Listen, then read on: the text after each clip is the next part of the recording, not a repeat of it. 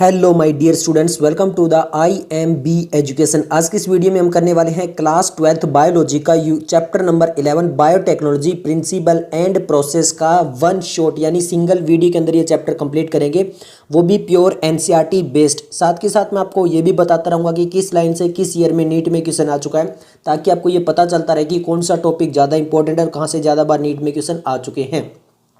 तो बात करते हैं, ये जो चैप्टर है वो आता है यूनिट हमारी 9th है, बायोटेक्नोलॉजी यूनिट का ही नाम है। और ये यूनिट काफ़ी इंपॉर्टेंस है नीट के प्रोस्पेक्टिव में। अगर हम लास्ट 3 to 4 ईयर्स में देखें तो इस यूनिट का वेटेज जो है वो 7 to 9 क्वेश्चन तक चला गया, यानी 7 to 9 क्वेश्चन रिसेंट ईयर में इस यूनिट से आ रहे हैं। और इस यूनिट के अंदर केवल 2 चैप्टर है, चैप्टर नंबर 11 जो कि biotechnology principle and process, and chapter number 12 है biotechnology and its application. Clear है। आप ये मानिए कि जो आपकी प्लांट फिजियोलॉजी है जहाँ पर 5 चैप्टर आते हैं, उसका ही वेटेज इतना ही है जितना यहाँ पर इन 2 चैप्टर का वेटेज है। और आपको एक खास बात बता दूं कि यहाँ से जितने भी क्वेश्चन आए अभी तक रिसेंट ईयर के अंदर प्योरली NCERT बेस्ड ही आए हैं, कोई भी NCERT से बाहर भी नहीं आया हुआ है। तो काफ़ी इंपॉर्टेंट है, इसीलिए हम यहाँ पे चैप्टर करने वाले हैं बायोटेक्नोलॉजी प्रिंसिपल एंड प्रोसेस। और आपको पता है जब भी कोई एक यूनिट स्टार्ट होती है तो एक साइंटिस्ट के बारे में ज़रूर दिया होता है, और यहाँ पर जो साइंटिस्ट दिए हुए हैं वो हैं हर्बर्ट बोयर। अब इनका जो बर्थ हुआ था वो हुआ था 1936 में। और ये जो इनका जहाँ पर ये पेनिसिलिनिया के अंदर जो है वहाँ पर ये बड़े हुए थे। और यहाँ पर ज़्यादातर जो पेनिसिलिनिया के अंदर जो लोग रहते थे वो रेल रोड्स और माइंस वगैरह में काम करते थे। बट इन्होंने जो है वो अपनी ग्रेजुएशन की कहाँ पे, यूनिवर्सिटी ऑफ पीटर्सबर्ग के अंदर 1963 में। और उसके बाद में 3 ईयर का पोस्ट ग्रेजुएशन उन्होंने किया येल से। उसके बाद में 1966 में बोर जो है वो असिस्टेंट प्रोफेसर लग गए, कहाँ पे, यूनिवर्सिटी ऑफ कैलिफोर्निया के अंदर, जो कि सैन फ्रांसिस्को के अंदर यूनिवर्सिटी ऑफ कैलिफोर्निया थी वहाँ पर। फिर 1969 के अंदर इन्होंने स्टडी स्टार्ट की, कहाँ पर, रेस्ट्रिक्शन एंजाइम्स के अंदर of the E coli bacteria के अंदर। यानी जो रेस्ट्रिक्शन एंजाइम्स था ई कोलाई के अंदर, उसके अंदर उन्होंने उसकी स्टडी स्टार्ट की और उन्होंने देखा कि ये काफ़ी जो यूज़फुल प्रॉपर्टी हो सकती है। इसके अलावा इन्होंने क्या देखा कि यहाँ पर जो ये एंजाइम है उसके अंदर ये कैपेबिलिटी है कि ये DNA को कट कर सकता है एक पर्टिकुलर फैशन के अंदर, यानी एक पर्टिकुलर पॉइंट में जहाँ पर ये जो है वो DNA के अंदर कट लगा सकता है। कौन सा? Restriction enzyme. और ये किसने देखा था? ये देखा था बोयर ने। उसके बाद में इन्होंने इतना करके बाकी चीज़ें छोड़ दी और इन्होंने ये बोल दिया कि यहाँ पर होते हैं स्टिकी एंड्स, और यहाँ पर ये जो स्टिकी एंड्स है उनको बाद में जोड़ा जा सकता है विद द DNA लाइकेज। बट अब इतना काम तो इन्होंने कर दिया था, बट उसके बाद में इनकी दोस्ती हो गई एक और साइंटिस्ट है, और वो थे स्टैनले कोहन, जो कि स्टैनफोर्ड साइंटिस्ट थे। अब यहाँ पर देखिए स्टैनले कोहन ने क्या किया, यहाँ पर एक और चीज़ के अंदर स्टडी कर रहे थे। कोहन जो थे, स्टैनले कोहन, वो स्टडी कर रहे थे small ringlets of DNA called plasmid, यानी बैक्टीरिया के अंदर जो प्लाज्मिड होता है, जो एक्स्ट्रा आपका जेनेटिक मटेरियल होता है, उसकी स्टडी कर रहे थे। कौन से? Stanley Cohen. और जबकि हर्बर्ट बोयर ने किस पे स्टडी की थी? रेस्ट्रिक्शन एंजाइम पे स्टडी की थी ई कोलाई के अंदर। अब ये जो प्लाज्मिड होता है ये फ्रीली रहता है साइटोप्लाज्म में, बहुत सारे ऐसे बैक्टीरियल सेल होते हैं जिसके अंदर ये फ्रीली जो है वो फ्लोट करता रहता है और रेप्लिकेट करता है इंडिपेंडेंटली। मतलब ये जो मेन जेनेटिक मटेरियल है उसके ऊपर डिपेंड नहीं करता है from the coding strand of the DNA। जो कोडिंग स्ट्रैंड है उस पर डिपेंड नहीं करता, इंडिपेंडेंटली अपना जो है वो रेप्लिकेट कर सकता है। बाद में कोहन ने क्या किया, एक मेथड डेवलप किया जिसके वजह से इस प्लाज्मिड को रिमूव कर सकते थे एक सेल से और फिर उसको री इंसर्ट कर सकते थे अदर सेल में। मान लीजिए ये हमारे पास 2 बैक्टीरिया है, इसका प्लाज्मिड निकाल कर यहाँ पर इस बैक्टीरिया के अंदर डाल सकते थे। ये भी किसने बात की? ये कोहन ने बात की। कौन कोहन? स्टैनली कोहन ने ये बताया। तो फिर आप कहोगे कि हर्बर्ट बोयर का तो कहीं रोल अभी तक आया ही नहीं है, ये तो हम कोहन के बारे में पढ़ने लग गए हैं। जी ऐसा नहीं है। अब देखिए, combining this process with that of the DNA splicing enabled Boyer and Cohen. अब इनकी दोनों की दोस्ती हुई and recombined segment of DNA is desired configuration and insert the DNA in bacterial cell. उन्होंने क्या देखा कि जो प्लाज्मिड निकाल रहे थे, प्लाज्मिड का जो DNA है उसके अंदर हम स्पेसिफिक कट लगा के और फिर और DNA इंसर्ट करके और एक और अदर बैक्टीरिया के अंदर भेज सकते थे। और यहीं से स्टार्ट हो चुकी थी क्या, which could then act as manufacturing plant and specific protein वगैरह में काम हो सकता था। और यही ब्रेक थ्रू था, was the basis upon which the discipline of biotechnology was founded. और इसी टेक्नोलॉजी, इसी जो ये चीज़ इन्होंने की थी कि इन्होंने स्टैनली कोहन और हर्बर्ट बोयर ने, इसी के बेस पे बायोटेक्नोलॉजी वो स्टार्ट हुई थी। क्लियर है? ओके, अब चैप्टर स्टार्ट होता है हमारा बायोटेक्नोलॉजी प्रिंसिपल्स एंड प्रोसेस। काफ़ी इंपॉर्टेंट है, यहाँ से इस चैप्टर का वेटेज बता देता हूँ। 4 to 5 क्वेश्चन आप मान सकते हो रिसेंट ईयर में इस चैप्टर से आ रही है। रिसेंट ईयर का मतलब लास्ट 4 to 5 ईयर्स, वही काफ़ी इंपॉर्टेंट होता है। जनरली 2 to 3 क्वेश्चन आते हैं। क्लियर है? बात करते हैं यहाँ पर, इसमें 3 टॉपिक पढ़ेंगे। Principle of biotechnology, tools of recombination, process of recombination DNA technology. अब बायोटेक्नोलॉजी के अंदर ऐसी टेक्निक्स होती है जो कि हम यूज़ करते हैं लिविंग ऑर्गेनिज्म और एंजाइम से, यहाँ से अलग अलग प्रोडक्ट्स बनाते हैं जो कि काफ़ी यूज़फुल होते हैं ह्यूमंस के लिए। अब इस हिसाब से तो पहले ये कहा जाता था कि भैया जो अगर हम कर्ड बना रहे हैं या ब्रेड बना रहे हैं, वाइन बना रहे हैं, वो भी तो ऑल माइक्रोब मेडिएटेड प्रोसेस है, क्या उनको भी हम बायोटेक्नोलॉजी बोल सकते हैं? जी नहीं, उनको बायोटेक्नोलॉजी नहीं बोला जा सकता था। क्यों? क्योंकि बाद में जो है ये बोला गया कि those process which use genetically modified organism to achieve same on the larger scale, यानी कुछ ऐसा प्रोडक्ट जहाँ पे हमने जेनेटिकली मॉडिफाइड ऑर्गेनिज्म जो है वो यूज़ करके हम कोई प्रोसेस या कोई प्रोडक्ट बना रहे हैं और लार्ज स्केल पे बना रहे हैं, तो वो बायोटेक्नोलॉजी के अंदर आता है। फॉर एग्जांपल इन्होंने कहा कि जैसे यहाँ पर हम इंक्लूड कर सकते हैं इन विट्रो फर्टिलाइजेशन, यानी इन विट्रो फर्टिलाइजेशन जो कि टेस्ट ट्यूब बेबी प्रोग्राम भी जिसको बोलते हैं, वो हम बोल सकते हैं कि बायोटेक्नोलॉजी है। सिंथेसाइजिंग ए जीन, यानी एक जीन को सिंथेसाइज करना और फिर उसको यूज़ करना, बायोटेक्नोलॉजी है। डीएनए वैक्सीन बनाना या फिर कोई डिफेक्टिव जीन है उसको करेक्ट करना, ये भी किसका पार्ट है? बायोटेक्नोलॉजी का पार्ट है। तो ये सभी बायोटेक्नोलॉजी के पार्ट हैं, पर इससे डेफिनेशन नहीं आ रही थी अभी भी। तो उसके बाद में एंट्री होती है European federation of biotechnology, that is EFB। European federation of biotechnology ने जो डेफिनेशन दी उसमें ट्रेडिशनल और मॉडर्न मोलिकुलर बायोटेक्नोलॉजी थे, उन दोनों का समावेश था, यानी उन दोनों को ऐड करके एक अलग से डेफिनेशन बनाई गई बायोटेक्नोलॉजी की। अब वो डेफिनेशन क्या थी? वो डेफिनेशन ये थी कि the integration of natural science and organism cells parts thereof and molecular analogue for product and service, यानी जो नेचुरल साइंस है, जो ऑर्गेनिजम्स हमारे पास प्रेजेंट है या उन ऑर्गेनिजम्स के सेल या उनका सेल का कोई पार्ट या फिर वहाँ से कोई मॉलिक्यूल वगैरह जो है उसको निकाल कर उसके प्रोडक्ट एंड सर्विस अगर हम बना रहे हैं तो वो क्या कहलाएगा? बायोटेक्नोलॉजी कहलाएगा। इन सभी का समावेश कहलाता है क्या? बायोटेक्नोलॉजी। अब बात करते हैं प्रिंसिपल्स ऑफ बायोटेक्नोलॉजी। अब यहाँ पे 2 कोर टेक्निक्स होती है जो कि अनेबल करती है मॉडर्न बायोटेक्नोलॉजी को। 2 मेन टेक्निक्स है जिनके द्वारा जो मॉडर्न बायोटेक्नोलॉजी है उसका बर्थ हुआ था। अब वो कौन कौन सी है? वो पहली है जेनेटिक इंजीनियरिंग एंड सेकंड है बायो प्रोसेस इंजीनियरिंग। पहली क्या है? जेनेटिक इंजीनियरिंग है, सेकंड क्या है? बायो प्रोसेस इंजीनियरिंग है। अब क्या है देखिए एक एक करके। सबसे पहले बात करते हैं जेनेटिक इंजीनियरिंग। जेनेटिक आप समझते हो, यानी जेनेटिक मटेरियल, चाहे वो आपका डीएनए हो चाहे आरएनए हो। तो यहाँ पर वो टेक्निक्स जिसके द्वारा अलर्ट मतलब चेंज कर देना chemistry of the genetic material, यानी डीएनए और आरएनए के अंदर उसके अंदर कुछ चेंज करना, वो किसके अंदर आता है? जेनेटिक इंजीनियर के अंदर आता है। फिर उस चेंज को इंट्रोड्यूस करना किसी होस्ट के अंदर और फिर उसका फिनोटाइप चेंज कर देना, वो किसके अंदर आता है? जेनेटिक इंजीनियरिंग के अंदर आता है। तो फिर बायो प्रोसेस इंजीनियरिंग क्या है? बायो प्रोसेस इंजीनियरिंग है कि maintenance of the sterile. Sterile क्या होता है? कि वहाँ पे कोई भी चीज़ माइक्रोबाइल कंटेमिनेटेड वगैरह जो है वो ना कर दे। तो पहली चीज़ तो यहाँ पर उसको चीज़ को ध्यान रखना पड़ेगा कि जो भी जीन हमने निकाला है या जो भी चीज़ हम काम कर रहे हैं उसमें बिल्कुल स्टेराइल हो, यानी वो और किसी चीज़ से अफेक्ट ना हो जाए। Ambience in the chemical engineering processes to enable growth of only the desired microbes eukaryotic cell, यानी जो हमें जीन्स चाहिए, जो हमें डिजायर्ड माइक्रोब्स चाहिए, केवल वही ग्रो करे, उसके अलावा कुछ भी ग्रो ना करे। इस चीज़ का भी ध्यान रखा जाता है और उसके बाद में उसको लार्ज क्वांटिटी के अंदर हम मैन्युफैक्चर भी कर पाएँ। ये कोर है आपका बायोटेक्नोलॉजिकल के अंदर। फॉर एग्जांपल जैसे हम एंटीबायोटिक बना लें, वैक्सीन जो बहुत सारे प्रोड्यूस होती है, बहुत सारे एंजाइम जो प्रोड्यूस होते हैं, उसके अंदर बायो प्रोसेसिंग इंजीनियरिंग का यूज़ होता है।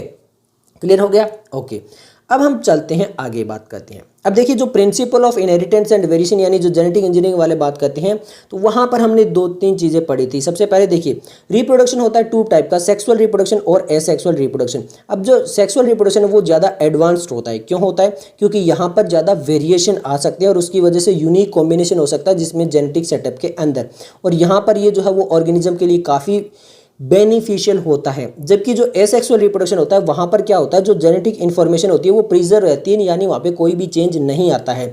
बट अगर आपको इवोल्यूशन पॉइंट ऑफ व्यू से देखना है तो सेक्सुअल रिप्रोडक्शन के अंदर जो वेरिएशन होती है वो काफ़ी इंपॉर्टेंट होती है, उसी की वजह से इवोल्यूशन हो पाता है। अब हमने देखिए जो चैप्टर नंबर 5 था वहाँ पे बहुत सारे हाइब्रिडेशन एक्सपेरिमेंट किए थे जो आपने पढ़े भी थे। उसमें क्या हो रहा था, चाहे वो प्लांट्स की बात करें चाहे एनिमल ब्रीडिंग की बात करें, तो वहाँ पर क्या हो रहा था, आपके जो मल्टीप्लिकेशन या फिर इंक्लूजन ऑफ अनडिजायरेबल जीन हो रहे थे विद द डिजायर्ड जीन, यानी वो जीन्स भी आ रहे थे जो हमें नहीं चाहिए और वो भी आ रहे थे जो हमें चाहिए। जब हम यहाँ पर कर रहे थे तो आपको पता है कैपिटल टी ये वाली और ये वाली, तो यहाँ पर जब भी हम प्योर लाइन डेवलप कर भी रहे थे तो यहाँ पर ये रिसेसिव वाली और ये हाइब्रिड वाली ये चीज़ें भी जो है वो यहाँ पर डेवलप हो रही थी, जबकि अगर हमें ये चाहिए प्योर अगर केवल डोमिनेंट वाला तो वो चीज़ें यहाँ से नहीं हो पा रही थी क्योंकि यहाँ पे सभी प्रोडक्ट हमें मिल रहे थे। तो अब बायोटेक्नोलॉजी जो थी उसने क्या काम किया, ये वहाँ पर जेनेटिक इंजीनियरिंग के अंदर वो टेक्निक्स आ चुकी थी जिसकी वजह से हम रिकॉम्बिनेशन डीएनए कर सकते थे, यानी डीएनए के अंदर चेंज कर सकते थे with the help of gene cloning and gene transfer. फिर क्या कर सकते थे, हम केवल और केवल इंट्रोड्यूस कर सकते थे डिजायरेबल जीन्स को विदाउट इंट्रोड्यूसिंग अनडिजायरेबल जीन, यानी जो एक टारगेट ऑर्गेनिज्म है उसके अंदर केवल जो डिजायर्ड जीन है जो हमें चाहिए केवल वही पहुंचा सकते थे। किसकी हेल्प से, रिकॉम्बिनेशन डीएनए और उसके अंदर gene cloning and gene transfer. यानी पहले आप डीएनए को रिकम्बाइन कर दीजिए, फिर उनके जीन ट्रांसफर कर दीजिए और फिर उसके बहुत सारे जीन बनाते रहिए जनरेशन टू जनरेशन। तो ये चीज़ होती थी। अब आप कहोगे कि ये तो बहुत आसान सा प्रोसेस है, इतना आसान जो दिखता है वो इतना आसान नहीं होता है। फॉर एग्जांपल नीट का सिलेक्शन दिखता है तो बहुत आसान है, रैंक आ जाती है, हम देखते रहते हैं इस बच्चे की रैंक आई, बट आपको पता है उतना आसान नहीं होता। तो इसी तरह बायोटेक्नोलॉजी यहाँ पर जो दिखता है वैसा होता नहीं है।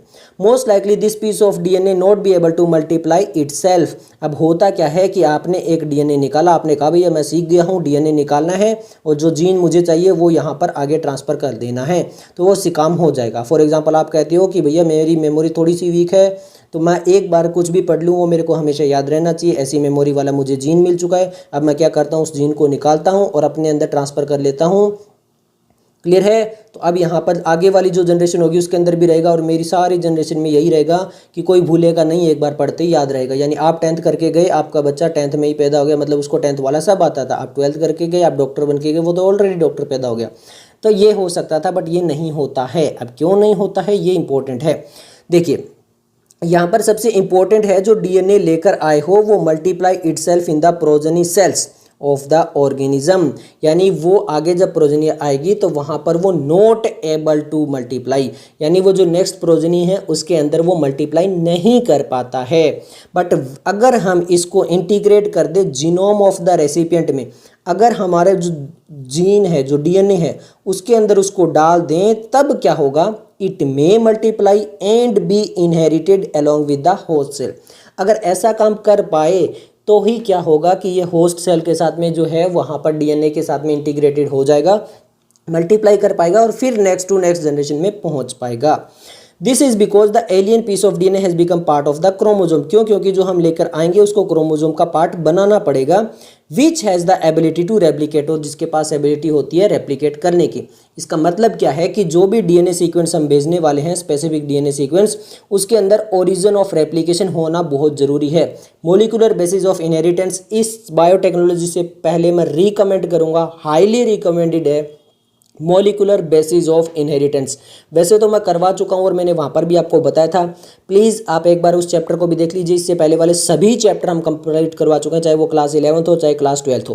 तो यहाँ पे देखिए वहाँ पर हमने बात की थी ओरिजिन ऑफ रेप्लिकेशन। रेप्लिकेशन के अंदर एक स्पेसिफिक होता है जहाँ से रेप्लिकेशन स्टार्ट होता है।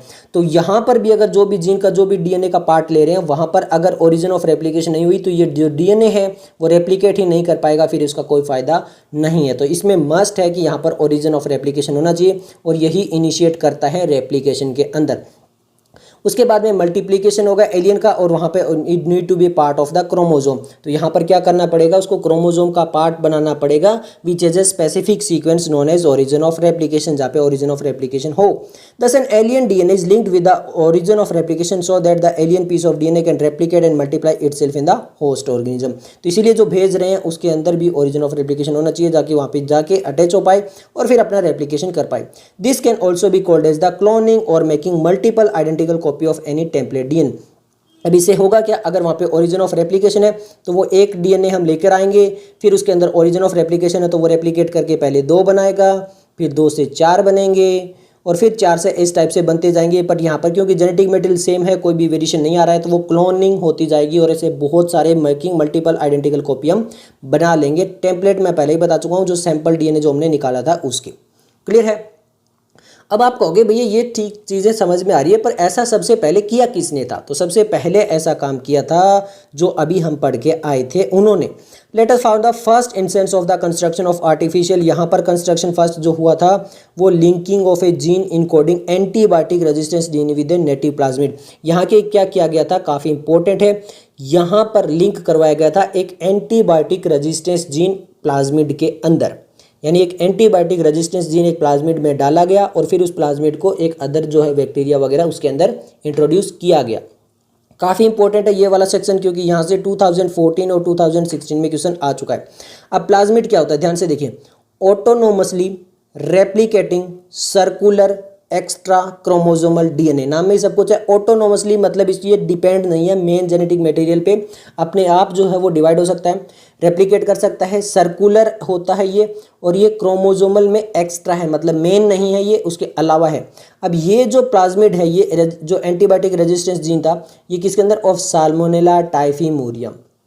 साल्मोनेला टाइफीमोरियम के अंदर एंटीबायोटिक रेजिस्टेंस जीन जो था उसके साथ लिंक किया गया था सबसे पहले। और यहाँ पे दोनों साइंटिस्ट का नाम आ चुका है, Stanley Cohen and Herbert Boyer accomplish this in 1972, और इन्होंने ये 1972 में करके दिखाया था। अब कैसे किया था, by isolating an antibiotic resistance gene. सबसे पहले इन्होंने क्या किया, जो एंटीबायोटिक रेजिस्टेंस जीन था उसको रेस्ट्रिक्शन एंजाइम से कट करके आइसोलेट कर लिया, यानी बाहर निकाल लिया।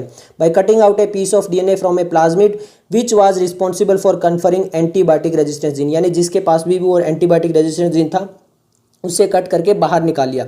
The cutting DNA at specific location become possible with the discovery of so called कौन सा एंजाइम, मोलिकुलर सीजर, यानी रेस्ट्रिक्शन एंजाइम। ये हर्बर्ट बोयर ने जो डिस्कवरी की थी 2015 में क्वेश्चन आ चुका है। मोलिकुलर सीजर क्या होता है, रेस्ट्रिक्शन एंजाइम है।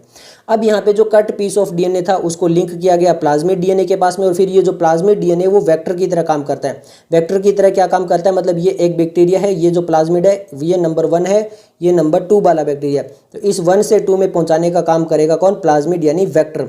जैसे यहाँ पर एक एग्जांपल दिया है, जैसे मान लीजिए आपका एक मॉस्किटो, ये वेक्टर की तरह काम करता था, मलेरिया पैरासाइट के अंदर ह्यूमन बॉडी के अंदर पहुंचाने का काम करता था मॉस्किटो से, उस टाइप से। इसी टाइप से ये जो प्लाज्मिड होता है वहाँ पर deliver an alien piece of DNA into the host organism. और फिर क्या होता है, जो linking of antibiotic resistance with the plasmid become possible with the enzyme DNA ligase. ये काफ़ी इंपॉर्टेंट है, यहाँ से भी नीट में क्वेश्चन आ चुका है। अब होता क्या है, जब वहाँ से कट कर लिया है तो प्लाज्मिड के अंदर इस चीज़ जो है, इस डीएनए को जोड़ दिया जाएगा with the help of DNA ligase. अब आप कहोगे ये वाला पढ़ा रहे हो, हमें थोड़ा कन्फ्यूजन हो रहा है, नहीं होगा, ये देखिए यहाँ से समझिए। ये फॉरिजन डीएनए है, same restriction enzyme cutting both DNA and vector DNA at specific point. ये वेक्टर डीएनए प्लाज्मिड है, यहाँ से ये हमने जीन निकाल लिया और ये हमारा वेक्टर हो गया। इन दोनों को इंटीग्रेट कर दिया, लाइगेज का मतलब है ज्वाइन कर दिया। अब ये देखो, ये यहाँ से और यहाँ से ये अलग अलग पार्ट थे, इन दोनों को जोड़ दिया, ligase join the foreign DNA. अब निकल गया, अब ये रिकॉम्बिनेंट डीएनए मॉलिक्यूल बन गया, हाँ जी बन गया। अब यहाँ पर किसके अंदर ट्रांसफॉर्म कर दिया गया, इकोलाई, और फिर ये क्या करने लगे, आगे डिवाइड करने लगे। तो इस टाइप से ये बताने की कोशिश कर रहा है यहाँ पर, तो कन्फ्यूज नहीं होने की कोशिश करना। यही चीज़ें लिख रखी है, देखिए अब आपको समझ में आ गया डीएनए लाइगेज क्या करता है, ये क्या करता है, लिंक करता है जो एंटीबायोटिक रेजिस्टेंस जीन थे। Which act on the cut DNA molecule and join their ends, और उनके जॉइन जो है एंड्स को जॉइन कर देता है। This make a new combination of circular autonomously replicating डर करें in vitro and is known as the recombination DNA. अब आपको समझ में आ चुका होगा रिकॉम्बिनेशन डीएनए क्या है, डायग्राम से आपको अच्छे से समझ में आ चुका होगा। When this DNA is transferred into E coli, और फिर इसको ई कोलाई में भेज दिया गया जो कि साल्मोनेला के बहुत पास में था। A bacterium closely related to salmonella, it could replicate using a new host DNA polymerase enzyme and make multiple copies. और ये बहुत सारी कॉपीज बनाने का क्या कहलाता है, antibodies E coli is called the cloning. Cloning क्यों, क्योंकि बहुत सारे सेम टाइप के बन चुके हैं, यही हुआ है। अब आपको समझ में आ चुका होगा, ये ई कोलाई जिसको क्लोनिंग होस्ट बोला गया, और फिर ये डिवाइड करके बहुत सारी कॉपीज ऐसे बना लेगा। इसने 2 बना लिए, ये फिर आगे 2 और बना लेगा, फिर उससे आगे वाला 2 और बना लेगा, और इस टाइप से बन जाएगा। ये चीज़ क्लियर हो चुकी होगी आपको यहाँ तक। अब यहाँ पर एक आते हैं चीज़ें, यहाँ पे देखिए, you can hence infer that there are 3 basic step. यहाँ पे 3 बेसिक स्टेप होते हैं मेन। पहला है identify of DNA with desirable gene. सबसे पहले अगर हमें डिजायरेबल जीन नहीं पता है तो कोई फायदा नहीं है, सबसे पहले डिजायरेबल जीन जो है उसको आइडेंटिफाई करना है डीएनए में। फिर introduction of identify into the host, और फिर उसके बाद में उसको होस्ट के अंदर भेज देना है, ये सारी टेक्नोलॉजी लगाकर। उसके बाद में maintenance of introduce DNA in the host and transfer to DNA into progeny. और फिर ये भी ध्यान रखना है कि ये जो डीएनए वो नेक्स्ट प्रोजेनी के अंदर जाए, यानी जो मेन जेनेटिक मटेरियल है उसके साथ में इंटीग्रेट कर पाए, और उसके बाद में जो नेक्स्ट प्रोजेनी है उनके अंदर भी ये जीन जा पाए। तो ये चीज़ें इंपॉर्टेंट है। बात करते हैं tools of recombination DNA technology, यानी यहाँ पर जब हम रिकॉम्बाइन कर रहे होंगे डीएनए को तो उस टाइम पे कौन कौन से टूल्स की रिक्वायरमेंट हमें होगी। तो यहाँ पर देखिए, यहाँ पर हमें जो टूल की रिक्वायरमेंट होगी वो होगी, की टूल्स है रेस्ट्रिक्शन एंजाइम पहला जो कट करेगा, पॉलीमरेज एंजाइम जहाँ पर उसकी मैनी कॉपीज बनाएंगे, लाइगेजेस जहाँ पर हम उनको अटैच करेंगे, वेक्टर जो पहुँचाएगा, और होस्ट ऑर्गेनिज्म जहाँ पर पहुँचाना है। इन सब के बारे में एक एक करके डिटेल में पढ़ते हैं। सबसे पहले बात करते हैं रेस्ट्रिक्शन एंजाइम के बारे में। अब रेस्ट्रिक्शन एंजाइम की कैसे डिस्कवरी वगैरह हुई, देखिए इन द ईयर 1963 ईयर के अंदर क्या हुआ, two enzyme responsible for restricting the growth of bacteriophage in E coli were isolate, यानी ई कोलाई एक बैक्टीरिया था और उसकी जो ग्रोथ थी यहाँ पर उसके अंदर जो बैक्टीरियोफेज थी उसकी ग्रोथ नहीं हो पा रही थी, और वहाँ से दो एंजाइम निकले जो कि ऐसा कर रहे थे कि जो बैक्टीरियोफेज था ई कोलाई के अंदर उसकी ग्रोथ नहीं होने दे रहे थे। अब उसमें जो पहला एंजाइम था वो क्या कर रहा था, वो ऐड कर रहा था methyl group to the DNA, यानी डीएनए के अंदर मिथाइल ग्रुप को ऐड कर रहा था, जिसकी वजह से उस बैक्टीरियोफेज की जो वो ग्रोथ ई कोलाई के अंदर नहीं हो पा रही थी। एंड सेकंड क्या कर रहा था, अदर कट द डीएनए, और जो सेकंड वाला जो एंजाइम था जिसकी वजह से ग्रोथ नहीं हो पा रही थी बैक्टीरियोफेज की ई कोलाई के अंदर, वो डीएनए के अंदर कट लगा रहा था। और बाद में जो ये निकल कर आया कि जो कट लगाने वाला जो एंजाइम था उसको नाम दे दिया गया रेस्ट्रिक्शन एंडोन्यूक्लियस। क्लियर है, यहाँ से हमें निकला हमारा क्या, रेस्ट्रिक्शन एंडोन्यूक्लियस। अब जो फर्स्ट रेस्ट्रिक्शन एंडोन्यूक्लियस कौन था, वो था HIND2।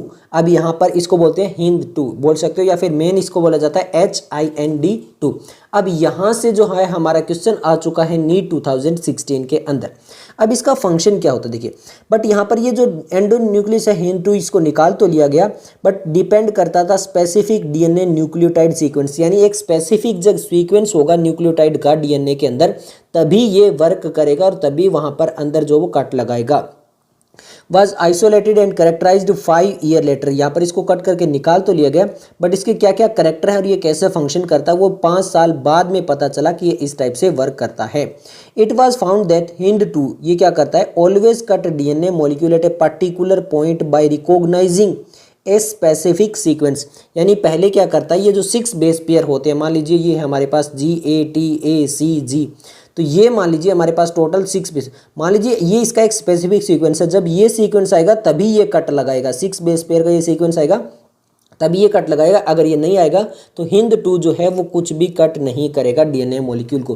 तो ये मैं नहीं बोल रहा कि मैंने जो बताया वही मैं आपको सिर्फ हिंट दे रहा हूँ कि इस टाइप से केवल 6 बेस पेयर का सीक्वेंस आता तभी HIND2 जो वो कट लगाता था। और ये जो स्पेसिफिक बेस सीक्वेंस जो निकल कर आ रहा था उसी को बोला गया रिकॉग्निशन सीक्वेंस। क्या बोला गया, रिकॉग्नाइजेशन जो सीक्वेंस है इसको बोला गया, क्योंकि वहीं से रिकॉग्नाइज हो रहा है और उसके बाद में जो वहाँ पे कट लग रहा है, और वो हो गया HIND2 का रिकॉग्निशन सीक्वेंस। इसके अलावा HIND2 के अलावा आज के टाइम में अगर हम बात करें तो 900 से ज़्यादा 900 से ज़्यादा रेस्ट्रिक्शन एंजाइम हम जो है वो आइसोलेट कर चुके हैं। ओवर 230 स्ट्रेन ऑफ बैक्टीरिया, यानी एक बैक्टीरिया जो है उसमें अलग अलग स्ट्रेन वगैरह होते हैं, मतलब बैक्टीरिया के स्ट्रेन्स होते हैं, जैसे जीनस वगैरह होते हैं ना उस टाइप से स्ट्रेन कहलाते हैं। तो यहाँ पे 230 स्ट्रेन्स जो हैं उनसे 900 रेस्ट्रिक्शन एंजाइम अभी तक जो है वो आइसोलेट कर चुके हैं। तो अभी मैंने ये बोला था कि HIND2 को H फिर IN और फिर D और फिर 2 करके हम पढ़ेंगे, ऐसा क्यों था। तो अब आपको पता चलेगा कि नेमिंग कैसे दी जाती है इनकी। आप जितने भी रेस्ट्रिक्शन एंजाइम देखोगे उनके इस टाइप से अलग अलग टाइप से नेमिंग होगी। अब नेम कैसे दिया जाता है देखिए, जैसे फॉर एग्जाम्पल ई कोलाई और ये RY13 जो है इसका नाम दिया गया है ECOR1। अब कैसे दिया गया देखिए, सबसे पहले जो ई वर्ड है यहाँ पर जो कैपिटल वर्ड है ई, वो आता है प्रोकैरियोटिक का जो जीनस है। देखिए यहाँ पे लिखा है the first letter the name come from the genus, जो पहला लेटर है यहाँ पर ECOR1 के अंदर जो फर्स्ट लेटर है वो आया इस्केरिया से। क्लियर है। सेकंड जो 2 लेटर है, सेकंड 2 लेटर जो CO है वो आए हैं स्पीसी से, यानी कोलाई के अंदर ये आगे CO, तो ये इस टाइप से हो गया इको। क्लियर है। और उसके बाद में जो थर्ड लेटर आता है ये जैसे यहाँ पे R आया है, तो ये R यहाँ पर कहाँ से आया था देखिए, R आया है यहाँ पर इसके स्ट्रेन से। यहाँ पर इसका ई कोलाई का स्ट्रेन कौन सा है, यहाँ पे स्ट्रेन है RY13, ये कंप्लीट एक स्ट्रेन है, तो ये RY13 स्ट्रेन है, तो यहाँ पे हमने लेटर ले लिया R। ये चीज़ क्लियर हो गई, ये ECOR। अब आप कहोगे ये कहाँ पे लिखा है, देखिए यहाँ पे ये लिखा है ECORI comes from the Escherichia coli RY13। यहाँ पर ई कोलाई के अंदर जो R लेटर है ये तो समझ में आ गया, ई यहाँ पे CO यहाँ पे आ गया। R letter is the name of the strain, यहाँ पर जो स्ट्रेन था वो कौन सा था, RY13 स्ट्रेन है, तो इसीलिए यहाँ से स्ट्रेन का ले लिया गया R। अब ये जो नंबर है यहाँ पर देखिए, ये आप, मैं इसीलिए बोल रहा हूँ, ये ई को आर आई नहीं है, ये आप समझोगे कि ये ई को आर आई है, ये है 1। रोमन के अंदर हम 1 2 ऐसे लिखते हैं ना, 1 2 3 फिर 4 फिर 5 फिर 6 इस टाइप से लिखते हैं ना, तो ये वो वाला 1 है। और यहाँ पर आपको 2 दिखाई दे रहा है, ये यहाँ पर 2 है। तो यहाँ पर ये जो 1 और 2 है ये कैसे आते हैं, तो यहाँ पर देखिए जो रोमन नंबर है वो दिए जाते हैं, वो इंडिकेट करते हैं कि किस ऑर्डर के अंदर जो एंजाइम है उसको बाहर निकाला गया है स्ट्रेन से। मतलब यहाँ पर ई को आर 1 है तो मतलब फर्स्ट ऑर्डर से उसको बाहर निकाला गया है ई को आर 1 के अंदर। इसी तरह एच जो है वो एच जीनस से आया है, आई एन उसकी स्पीसीज से आया है, फिर डी उसके स्ट्रेन से आया है, और फिर जो 2 लिखा हुआ है वो इस ऑर्डर के अंदर उसको आइसोलेट किया है इसलिए आया है। ये चीज़ क्लियर हो गई। इस टाइप से नाम देते हैं। AIPMT 2011 में क्वेश्चन आ चुका है नेमिंग से। अब नेक्स्ट ये वाले जो पैराग्राफ है काफ़ी इंपॉर्टेंट है। कहोगे कितना इंपॉर्टेंट है, तो यहाँ से AIPMT 2004 में, फिर 6 में, फिर 10 में, फिर नीट 2019 और नीट 2020 में क्वेश्चन आ चुका है। अब जो रेस्ट्रिक्शन एंजाइम होता है वहाँ पर एक एंजाइम होता है जिसको बोलते हैं न्यूक्लियेजेस। ये रेस्ट्रिक्शन एंजाइम आता है न्यूक्लियेजेस से निकलकर। अब ये जो न्यूक्लियेजेस है ये 2 टाइप के होते हैं, एक होता है एक्सोन्यूक्लियेजेस और एक होता है एंडोन्यूक्लियेजेस। और जो हम पढ़ रहे हैं वो रेस्ट्रिक्शन एंडोन्यूक्लियेजेस है, वो रेस्ट्रिक्शन जो आता है। तो यहाँ पर जो रेस्ट्रिक्शन एंजाइम निकल कर आता है वो न्यूक्लियेजेस से निकल कर आता है, जिसको 2 टाइप में डिवाइड किया गया है। और यहाँ पर जो एक्सोन्यूक्लियस है वो remove nucleotide from the ends of the DNA. मान लीजिए ये हमारे पास डीएनए है, क्लियर है, ये एक बेस पेयर हो गया, second, third, fourth, fifth, six, seventh, eighth, इस टाइप से बेस पेयर हो गया। तो जो एक्सोन्यूक्लियस है वो देखिए remove the nucleotide from the ends, तो ये इसका फिफ्थ एंड थर्ड एंड, और यहाँ पर हमारे पास फिफ्थ एंड थर्ड एंड होगा। तो इस टाइप से जो एंड है ना यहाँ पर, इनको रिमूव करेगा, इनके न्यूक्लियोटाइड को यहाँ से रिमूव कर सकता है ये। मान लीजिए ये हमारे पास है, तो मतलब ये फिफ्थ एंड है, यहाँ से एक न्यूक्लियोटाइड रिमूव कर दिया, दूसरा कर दिया, तीसरा। तो इस टाइप से जो कट करता है वो एक्सोन्यूक्लियस करता है। तो फिर आप कहोगे एंडोन्यूक्लियस क्या करता है, endonuclease makes cut at specific position with in the DNA, यानी एक स्पेसिफिक पोजीशन होगी। ये हमारे पास वापस से मैं डीएनए बना लेता हूँ, तो इसके अंदर से इन बिटवीन, इनके बीच में यहाँ पर कट करेगा, क्लियर है। ये ऐसा वाला कट नहीं है कि भैया यहाँ पर ये जो है यहाँ पर कट करेगा और यहाँ पर एक्सो और यहाँ पर एंडो, नहीं। अब आपको क्लियर हो गया होगा।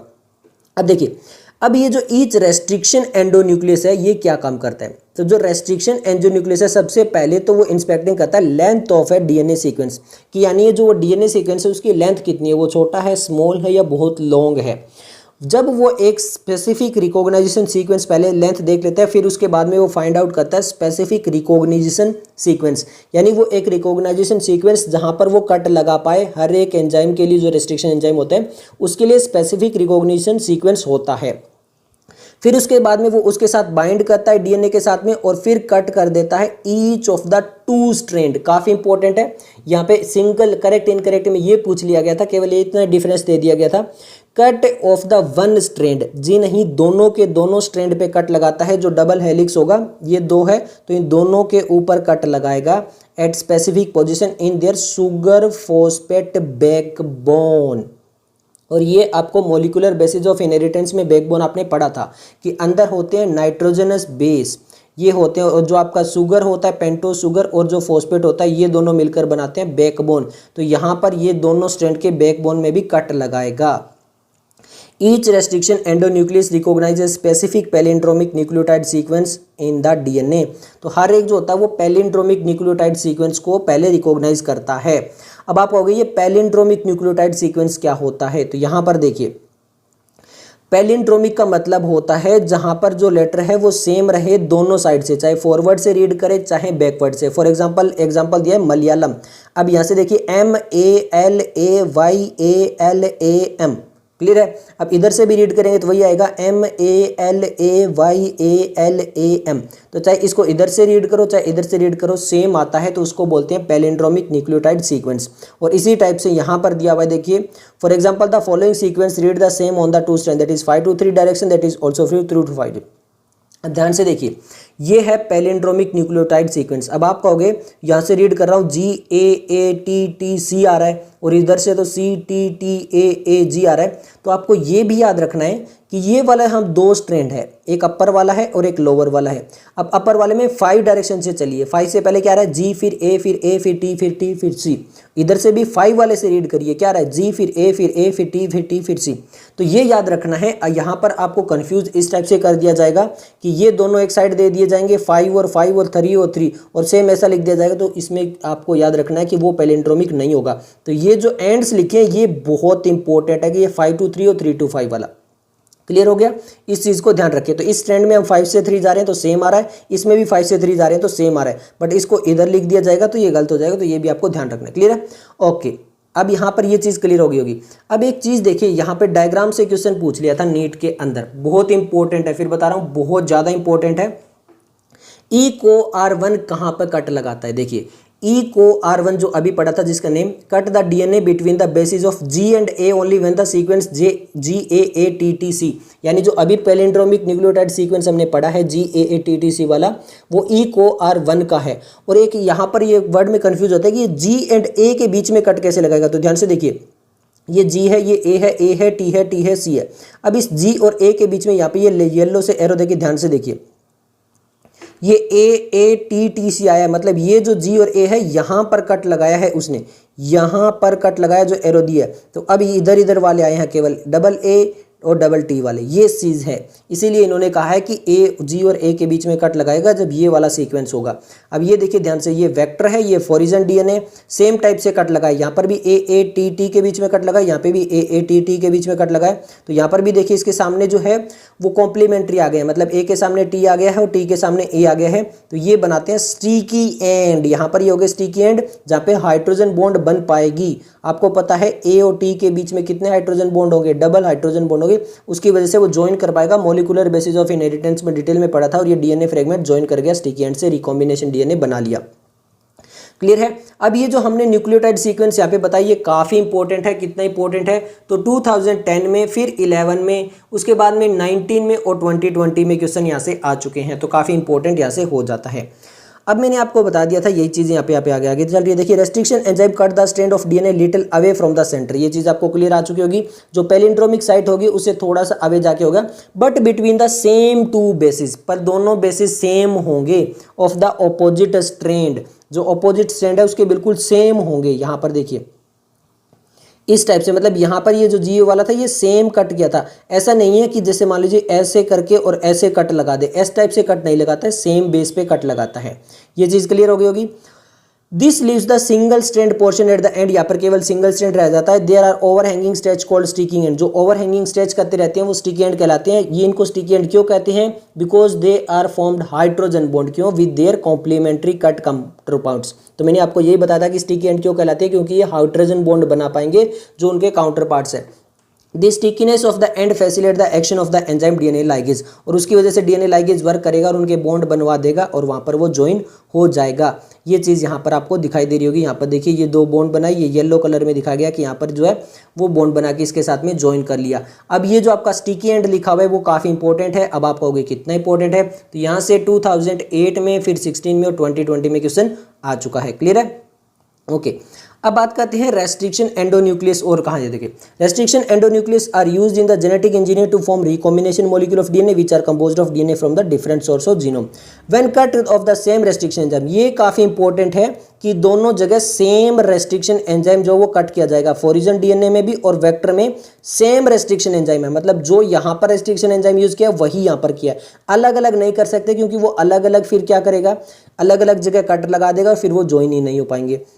The resultant DNA fragment have the same kind of sticky end and this can be joined together end to end by the DNA ligase। और ये डायग्राम हम पहले ही बता चुके हैं इस टाइप से। क्लियर है? ओके, अब एक इंपॉर्टेंट पॉइंट आता है, अब हम उसको सेपरेट कैसे करेंगे। हमने DNA के फ्रेगमेंट कट कर लिए with the help of restriction enzyme और उसके लिए हमें जो है उनको सेपरेट करके और फिर ज्वाइन करना पड़ेगा। अब ये बहुत ही इंपॉर्टेंट आता है पोर्शन। अब आप कहोगे कितना इंपॉर्टेंट आता है? तो ये पहला जो पैराग्राफ यहाँ पे दिया हुआ है, ये जो फर्स्ट पैराग्राफ दिया हुआ है, यहाँ से आप मान लीजिए 2008 में आया, फिर 11 में आया, फिर 13 में आया, फिर 17 में आया, फिर 19 में आया, तो काफ़ी इंपॉर्टेंट हो गया। हाँ जी, अब कैसे सेपरेट करते हैं? देखिए, जो डीएनए को हमने कट कर लिया है, वहाँ पर रेस्ट्रिक्शन एंजाइम ऐसा तो है नहीं कि एक स्पेसिफिक जगह एक ही जगह उसने कट किया होगा। अब बहुत बड़ा लेंथ है, उसको वैसे सीक्वेंस कई जगह मिले होंगे, उसने कई कई जगह कट कर दिया होगा। अब यहाँ पे कट कर दिया, यहाँ पे कट कर दिया, तो ये वाला पोर्शन भी कट हो गया जो किसी काम का नहीं है, क्योंकि इसके अंदर वो स्पेसिफिक सीक्वेंस है नहीं, और फिर ऐसा भी कट हो गए होंगे। तो इस टाइप से बहुत सारे फ्रेगमेंट बन जाएंगे। तो यहाँ पर देखिए, result in the fragments of DNA, तो वो डीएनए के बीच में बहुत सारे पार्ट्स डिवाइड हो जाएंगे। अब ये जो फ्रेगमेंट्स है उनको सेपरेट किया जाएगा, वो जो टेक्निक कहलाती है उसको बोलते हैं जेल इलेक्ट्रोफोरेसिस। क्या कहलाते हैं? Gel electrophoresis. जेल मतलब यहाँ पे कुछ जो है वो एज ए मैट्रिक्स यूज करेंगे, इलेक्ट्रो मतलब यहाँ पे इलेक्ट्रिक का यूज करेंगे। तो यहाँ पर देखिए, डीएनए फ्रेगमेंट्स कैसे होते हैं? नेगेटिवली चार्ज होती हैं। तो आपको याद रखना है, डीएनए जो होता है वो एसिडिक होता है और नेगेटिवली चार्ज होता है। ये भी हमने मॉलिक्यूलर बेसिस ऑफ इनहेरिटेंस में डिस्कस किया था। अब यहाँ पे they can be separated by forcing them to move towards the anode. Anode के पास में होता है पॉजिटिव, इसके पास में होता है नेगेटिव, तो ये एक दूसरे को अट्रैक्ट करेंगे। अब जिसके पास जितना ज़्यादा नेगेटिव, उसके पास उतना ही ज़्यादा पास आ जाएगा। इसका मतलब ज़्यादा जो बड़ा चार्ज होगा, जितना ज़्यादा बड़ा डीएनए का पार्ट होगा वो उतना ही ज़्यादा एनोड के पास होगा, और जितना स्मॉल होगा उसके पास उतना कम नेगेटिव चार्ज होगा, उतना ही दूर होगा। इलेक्ट्रिक फील्ड वहाँ पे जाएंगे, वहाँ पे एक होगा मीडियम मैट्रिक्स। अब ज़्यादातर जो मीडियम मैट्रिक्स आज के टाइम पे यूज़ किया जाता है वो है एग्रोज जेल। देखिए, nowadays the most commonly used matrix जो होते हैं वो एग्रोज होता है, और ये एक नेचुरल पॉलीमर है एग्रोज, जो कि निकाला जाता है सीवीड से। काफ़ी इंपॉर्टेंट है, क्वेश्चन आ चुका है, पहले बता रहा हूँ। अब इसके बाद में ये जो डीएनए फ्रेगमेंट्स है वो सेपरेट हो जाते हैं अकॉर्डिंग टू देयर साइज के according, through the sieving effect provided by the agarose gel. Hence the smaller the fragment, ये काफी इंपॉर्टेंट है, देखिए, smaller the fragment size the farther it move. ध्यान से देख लीजिए, जितना ज्यादा स्मॉल है, फार्दर मतलब उतना ज्यादा दूर है। अब यहाँ पर हमने कोई भी डाइजेस्ट नहीं की, ये प्योर डीएनए था वन के अंदर, 1 2 3 4 दिखाई दे रहा है। यहाँ पे हमने कोई भी कट नहीं किया है, तो वो पूरा का मॉलिक्यूल है। देखिए लिखा हुआ है ए टिपिकल एग्रोजेल इलेक्ट्रोफोरेसिस। यहाँ पे अनडाइजेस्टेड, लेन 1 में अनडाइजेस्टेड यानी उसके फ्रेगमेंट नहीं बनाए हैं, तो वो एक ही डीएनए, और फ्रेगमेंट बना दिए हैं वो 2 2 4 में है। यहाँ पे अगर केवल 4 फ्रेगमेंट बने, फिर उससे ज़्यादा, फिर उससे ज़्यादा। अब देखिए, यहाँ पर उतना बड़ा है, जितना बड़ा है वो उतना ही पास में है एनोड के पास में, और जितना छोटा वो उतना ही दूर है, ये बताने की कोशिश की गई है। तो अब यहाँ पर ये चीज़ तो क्लियर हो गई कि हमने ऐसे इसको कट कर लिया, पर हमें दिखाई दे जाएगा सिंपल? नहीं दिखाई देगा। वो दिखाई कैसे देगा? ये पैराग्राफ काफ़ी इंपॉर्टेंट है, यहाँ से 2017 में, 19 में और 2021 में क्वेश्चन आ चुके हैं। देखिए, जो सेपरेटेड डीएनए फ्रेगमेंट यहाँ से अलग कर लिए हैं, ये हमें रेड कलर में यहाँ पे दिखाई दे रहे हैं, बट ये can be visualized only after the staining the DNA with a compound known as ethidium bromide.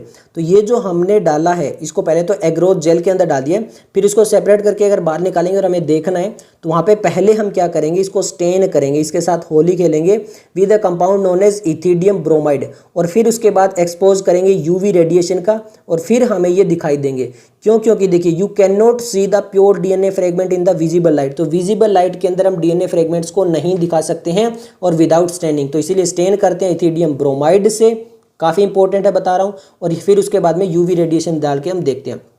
फिर उसके बाद में कैसे कलर दिखाई देता है, ये भी इंपॉर्टेंट है। You can see bright orange colour. किस टाइप का कलर दिखाई देता है? ब्राइट ऑरेंज कलर के बैंड जो वो डीएनए के में दिखाई देते हैं, ethidium bromide stain gel expose to UV radiation के अंदर। फिर the separated bands of DNA are cut out from the agarose gel, उसको बाहर निकाल लिया जाता है from the gel piece. This step is known as elution. काफ़ी इंपॉर्टेंट है, जो यहाँ से फ्रेगमेंट को बाहर निकालने का जो प्रोसेस होता है उसको क्या बोलते हैं? इल्यूजन बोलते हैं। फिर उसके बाद में जो डीएनए फ्रेगमेंट्स है वो प्यूरिफाई करे जाते हैं, use in constructing recombination by the joining them with the cloning vector. फिर वहाँ पे उनको प्यूरिफाई करके और क्लोनिंग वेक्टर के साथ में ज्वाइन कर देते हैं। नेक्स्ट हम बात करने वाले हैं क्लोनिंग वेक्टर्स के बारे में। यहाँ पर हमें ये पता है कि हम जो वेक्टर यूज़ करते हैं वो मेनली क्या यूज़ करते हैं? प्लाज्मिड यूज़ करते हैं। इसके अलावा बैक्टीरियोफेजिज जो हैं वो भी यूज़ किए जाते हैं। अब ये क्यों यूज़ किए जाते हैं? क्योंकि यहाँ पर इनके पास एबिलिटी होती है रेप्लिकेट करने की, independent of the control of the chromosomal DNA, यानी जो मेन डीएनए है उसके अलावा जो अदर डीएनए वो अपने आप रेप्लिकेट कर लेगा ऑटोनोमसली, इसीलिए इनको यूज़ किया जाता है। अब जो बैक्टीरियोफेज होता है यहाँ पर होते हैं हाई नंबर पर सेल, मतलब ये 1 सेल है, इसके अंदर जो बैक्टीरियोफेज है यानी वो वायरस जो बैक्टीरिया को अफेक्ट कर सकते हैं वो मोर देन क्या हो सकते हैं? 1 भी हो सकते हैं। तो इसलिए यहाँ पर जो है एक इंपॉर्टेंट पॉइंट ये आता है कि यहाँ पर अगर ये बैक्टीरियोफेज एक सेल के अंदर बहुत ज़्यादा हाई हो सकते हैं नंबर के अंदर, तो इसका मतलब क्या है कि वेरी हाई कॉपी नंबर भी हो सकती है of their genome within the bacterial cell, यानी उनका जो जीनोम है उसकी कॉपी नंबर भी ज़्यादा होगी। क्यों? क्योंकि बैक्टीरिया जो है, जो वायरस है, उसका जेनेटिक मेटेरियल होगा तो वो जो सेम जेनेटिक मेटेरियल भी बहुत ज़्यादा होगा। तो यहाँ पर क्या है कि जो कुछ एक प्लाज्मिड है में है ओनली 1 और 2 कॉपीज पर सेल। ज़्यादातर क्या होता है, बैक्टीरियोफेज तो मोर देन 1 हाई नंबर होते हैं, बट जो आपका प्लाज्मिड होता है वो केवल 1 या 2 होता है। बट कहीं कहीं पर क्या होता है, वेयर इज अदर में है 15 to 100 कॉपी पर सेल। और कुछ कुछ जगह तो प्लाज्मिड जो है वो एक सेल के अंदर 15 से लेकर हमें 100 तक मिल सकते हैं, और इससे भी ज़्यादा हाई भी हो सकते हैं, मतलब 100 से भी ज़्यादा हो सकते हैं। तो अब यहाँ पर इनको वेक्टर की तरह यूज़ करने का एक बेनिफिट क्या होगा, if we are able to link an alien piece of DNA, यानी कोई जो बाहर से हम डीएनए लेके आए हैं वेक्टर के साथ में, यानी वो जो जीन हमें डालना है वो वेक्टर में डाल के फिर ही तो ट्रांसफर करेंगे। तो अगर वो चीज़ हम यहाँ पर बैक्टीरियोफेज या फिर प्लाज्मिड डीएनए के अंदर लिंक करेंगे वेक्टर के अंदर, तो ऑटोमेटिकली उनके कॉपी नंबर जो है वो भी क्या हो जाएंगे, हाई हो जाएंगे, क्योंकि प्लाज्मिड जैसे ही डिवाइड करेगा वो अपने कॉपी नंबर बढ़ा लेगा 1500।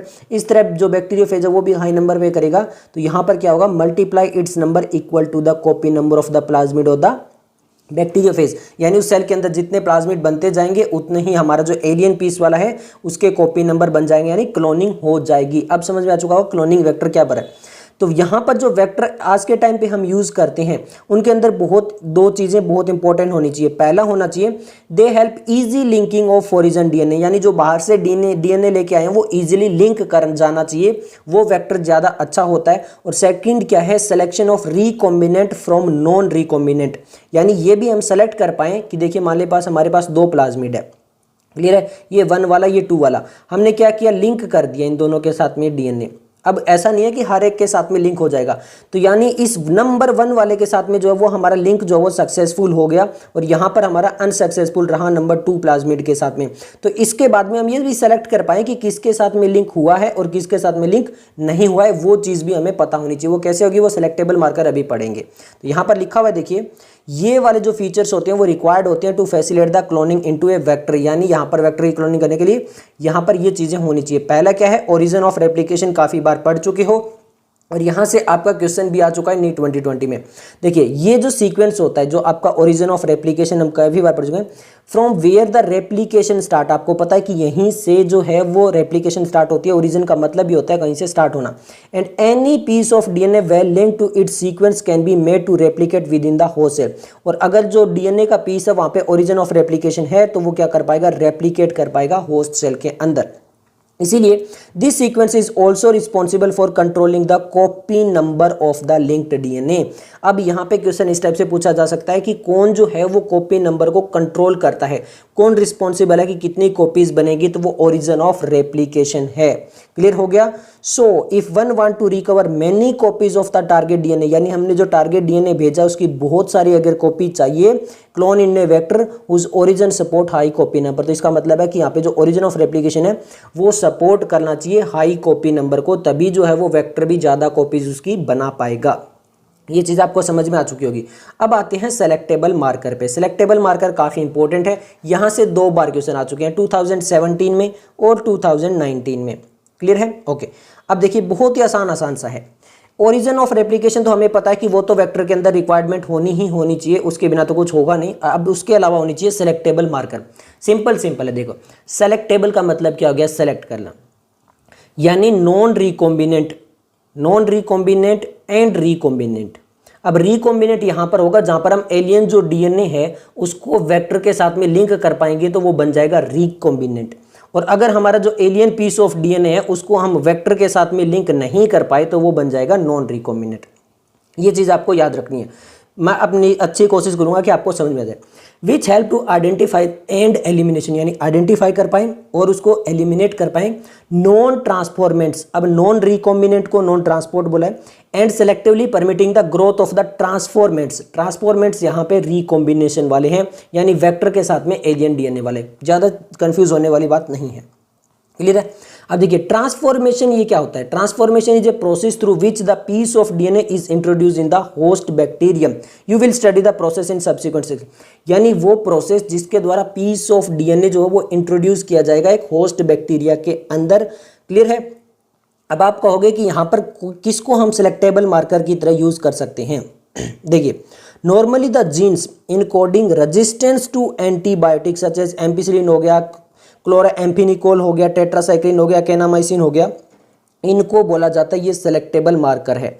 अब ध्यान से देखिए, रेजिस्टेंस एंटीबायोटिक यानी यहाँ पर ये जो जीन्स है, ये जो बैक्टीरिया इसके पास ऐसे जीन है कि वो किसी भी बैक्टीरिया को जो है वो रेजिस्टेंस प्रोवाइड कर देगा इन एंटीबायोटिक्स के लिए। यानी ये बैक्टीरिया अगर इसके पास ये वाला जीन है एम्पीसिलिन रेजिस्टेंस जीन, तो आप कितनी भी एम्पीसिलिन देते रहिए इस बैक्टीरिया को कुछ नहीं होगा। अगर क्लोराम्फेनिकोल है तो कितनी भी दे दिए कुछ नहीं होगा, टेट्रासाइक्लिन है कितनी दे दिए कुछ भी नहीं होगा इसको। तो इस टाइप से यहाँ पर सिलेक्टेबल मार्कर होता है। अब कैसे यूज होता है ये हम क्लोनिंग साइट में आपको समझ में आ जाएगा।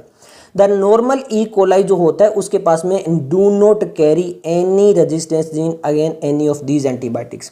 एक नॉर्मल जब ई कोलाई होती है उसके पास कोई भी इस टाइप का रेजिस्टेंस जीन नहीं होता है। एम्पीसिलिन, क्लोराम्फेनिकोल, टेट्रासाइक्लिन वाले कोई भी नॉर्मल कंडीशन पे रेजिस्टेंस जीन उसके पास नहीं होता है। क्लियर हो गया? ओके।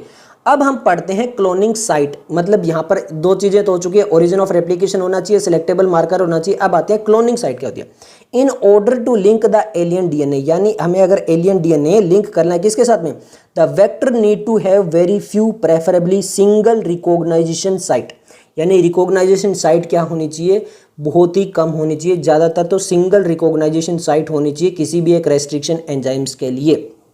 तो ये बोलती हैं क्या हम उसको cloning site for the commonly used restriction enzyme. For example देखिए यहां पर हमारे पास है एक cloning vector, E coli cloning vector है, वेक्टर का नाम है PBR322। क्या है? PBR322, ये इस वेक्टर का नाम है।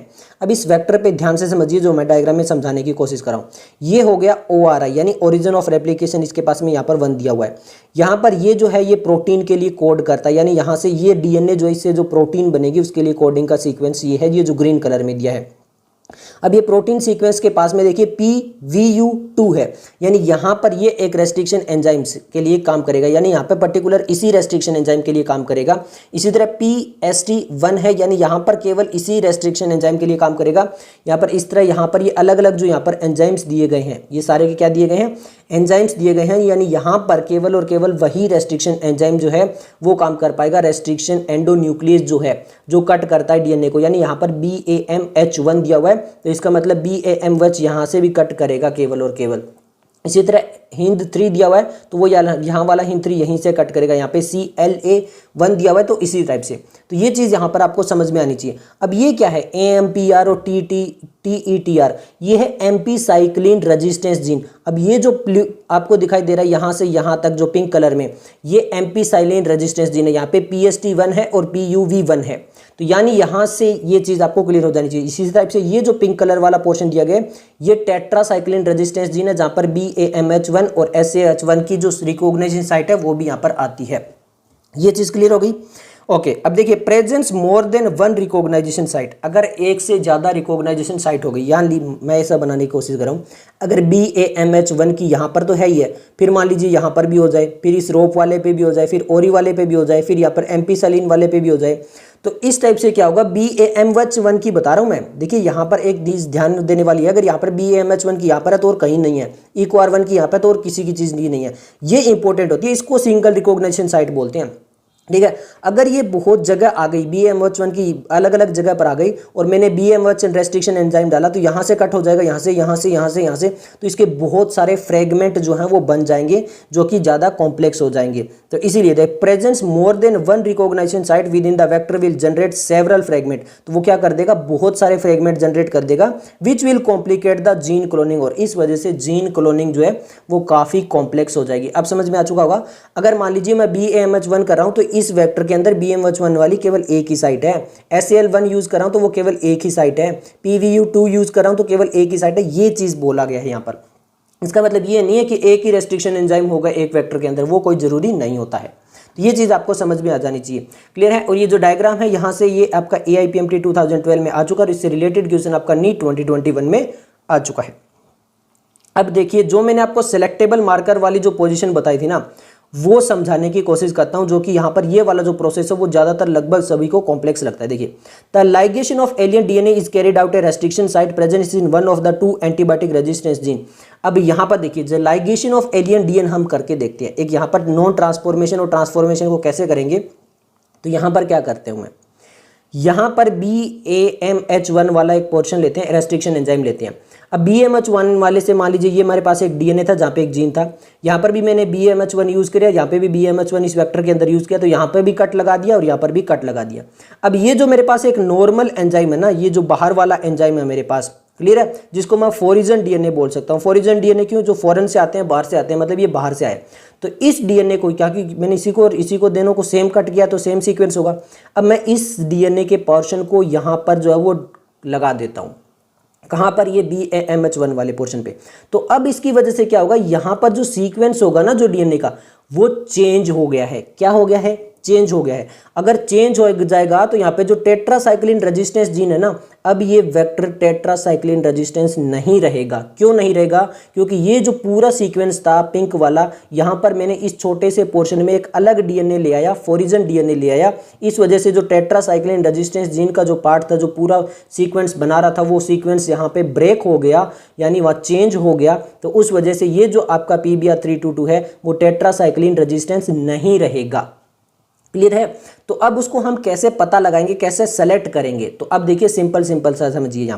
यहाँ पर देखिए इस एंजाइम को मैं दो जगह डालूंगा। पहले एम्पीसाइलिन में डालूंगा और फिर मैं उसको टेट्रासाइक्लिन में डालूंगा, क्योंकि इसके पास रेजिस्टेंस है। रेजिस्टेंस का समझ रहे हो? मतलब ये यहाँ पर वो एम्पीसाइलिन टेट्रासाइक्लिन को कुछ नहीं करेगा। अगर यहाँ पर ये जो एलियन पीस ऑफ DNA मैंने बाहर से लाके BMH1 पे डाल दिया है, तो इसका मतलब इसको मैंने क्या कर दिया है? ट्रांसफॉर्म कर दिया है। तो यहाँ पर या फिर यूँ बोल लीजिए रिकॉम्बिनेट कर दिया है या ट्रांसफॉर्म कर दिया है। क्लियर है? तो अब मैं क्या करता हूँ, ये चीज़ कर दी मैंने, टेट्रासाइक्लिन रेजिस्टेंस जीन हटा दिया मैंने। अब यहाँ पर क्या करता हूँ, एक बार मैं इसको एम्पीसाइलिन में डालता हूँ। एम्पीसाइलिन में डालता हूँ तो ये ग्रो करेगा। क्यों? क्योंकि इसके पास एम्पीसाइलिन रेजिस्टेंस जीन है। फिर मैं क्या करता हूँ, इसको टेट्रासाइक्लिन में डालता हूँ। अब जब मैं टेट्रासाइक्लिन में डाल रहा हूँ तो मैं क्या देख रहा हूँ कि यहाँ पर ये ग्रो नहीं कर पा रहा है। क्यों ग्रो नहीं कर पा रहा है? क्योंकि टेट्रासाइक्लिन रेजिस्टेंस जीन था इसके पास, यानी टेट्रासाइक्लिन से रजिस्ट कर जाना चाहिए था। पर अब यहाँ पर क्योंकि मैं फॉरिजन DNA यहाँ पर डाल दिया है तो टेट्रासाइक्लिन रेजिस्टेंस यहाँ पे खत्म हो चुका है।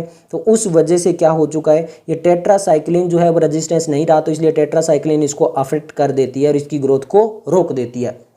तो इससे मुझे क्या पता चलेगा? इससे मुझे ये पता चलेगा कि जो मैंने फॉरिजन DNA डाला था वो यहाँ पर सक्सेसफुली पहुँच चुका है, इसीलिए टेट्रासाइक्लिन रेजिस्टेंस जीन नहीं हुआ है। इसका मतलब ये सक्सेसफुली रिकॉम्बिनेट हो चुका है। अगर रिकॉम्बिनेट नहीं होता, नॉन रिकॉम्बिनेट होता, सिंपल ऐसे ही रहता, तो क्या होता? मैं फॉरिजन DNA डाल रहा हूँ पर वो फॉरिजन DNA यहाँ पे नहीं गया तो टेट्रासाइक्लिन रेजिस्टेंस जीन अब भी प्रेजेंट रहेगा। तो अब इसको अगर मैं डालूंगा तो एम्पीसाइलिन में भी ग्रो करेगा और जो टेट्रासाइक्लिन रेजिस्टेंस जीन है वहां पर भी ग्रो करेगा। तो वो क्या कहलाएगा? दोनों जगह ग्रो कर गया तो वो नॉन रिकॉम्बिनेट है, यानी यहाँ पे रिकॉम्बिनेशन नहीं हुआ है। यही चीज इन्होंने यहाँ पे बताने की कोशिश की है। देखिए for example, you can ligate a foreign DNA at a BAMH1 site. ये चीज समझ में आ चुकी होगी, मैंने इसीलिए यहाँ पर जो है वो BAMH1 वाली साइट ली थी। ये चीज क्लियर होगी। Of the tetracycline resistance in the vector PBr322 the recombinant. अब यहाँ पे रिकॉम्बिनेट का मतलब क्या है? रिकॉम्बिनेट उसको बोलेंगे जहां पर फॉरिजन DNA जो वो एंटर कर गया। Plasmid will lose the tetracycline resistance. क्यों? क्योंकि टेट्रासाइक्लिन रेजिस्टेंस अब खत्म हो चुका है, अब वो रेजिस्टेंस नहीं रहा। क्यों? क्योंकि insertion of the foreign DNA, मैंने बाहर वाला जो DNA था वो डाल दिया है। But can still be selected out from the non recombinant. पर हम इसको नॉन रिकॉम्बिनेट मतलब यहाँ पर एक सिंपल वाला है जहां पर हमने कोई चेंज नहीं किया है, और एक ऐसा वाला है जहां पर हमने जो है वो BAMH1 साइट के ऊपर डाल दिया है। तो यहाँ पर जो नॉन रिकॉम्बिनेट है जहां पे कोई भी चेंज नहीं हुआ है, उससे हम सेलेक्ट कर सकते हैं। कैसे कर सकते हैं? देखिए, by plating the transformants on the tetracycline containing medium। यहाँ पे जो ट्रांसफॉर्मेट किए हैं उनको पहले हम डालेंगे कहाँ पे? टेट्रासाइक्लिन कंटेनिंग मीडियम पे। अब देखिए, the transformants growing on ampicillin containing medium are then transferred on a medium containing tetracycline.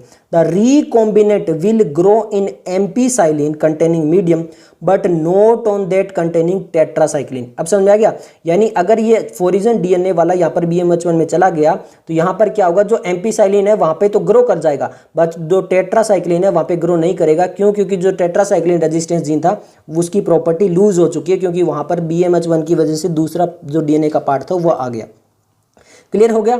But जो नॉन रिकॉम्बिनेंट है, जहां पर कोई भी चेंज नहीं हुआ है, यानी फोरिजन डीएनए नहीं आया है, the non recombinant will grow on the containing both the antibiotic, वो एम्पिसिलाइन में भी ग्रो करेगा और टेट्रासाइक्लिन में भी ग्रो करेगा।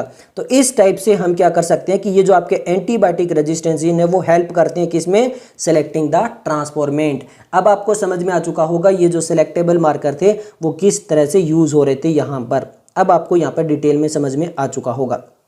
क्लियर है, ओके। आगे लिखा हुआ देखिए, where is the other antibiotic resistance gene get inactivated due to the insertion, inactivated due to the insertion of alien DNA. क्यों, क्योंकि देखिए यहां पर हुआ क्या, जो टेट्रासाइक्लिन रेजिस्टेंस जीन था वहां पर हमने बाहर वाला अगर डीएनए पार्ट डाला जो फोरिजन डीएनए था, उसकी वजह से वो क्या हो गया, इनएक्टिव हो गया, यानी टेट्रासाइक्लिन नहीं रहा। क्यों, क्योंकि हमने इंसर्ट किया था फोरिजन डीएनए, तो इसीलिए यहां पर ये नाम हो गया कि इनएक्टिवेटेड, यानी इनएक्टिवेट हो गया किसकी वजह से, due to the insertion of alien DNA and help the selection of recombinant. ये तो एक तरह का प्रोसेस है, बट ये ज्यादा कम्बरसम है, कम्बरसम मतलब बहुत ज्यादा कॉम्प्लेक्स प्रोसीजर है। क्यों, क्योंकि उसको पहले एक प्लेट में डालो फिर दूसरी प्लेट में डालो, ये सारा काम है। तो selection of recombinant due to the inactivation of antibiotic is a procedure, cumbersome procedure, because it requires simultaneously plating on the two plates having different antibiotics, यानी दो अलग अलग एंटीबायोटिक लो, फिर पहले एक में ग्रो करके देखो फिर दूसरे में करके देखो। इस टाइप से अगर ज़्यादा उसके पास रेजिस्टेंस जीन है तो हर एक में ऐसे करके देखना पड़ेगा। तो देयरफॉर अल्टरनेटिव सिलेक्टेबल मार्कर जो है वो भी डेवलप हो रहे थे, यानी और भी सिलेक्टेबल मार्कर जो इस टाइप के हो सकते हैं वो भी यूज हो रहे थे with the different recombination from non recombinant, यानी अलग अलग टाइप से।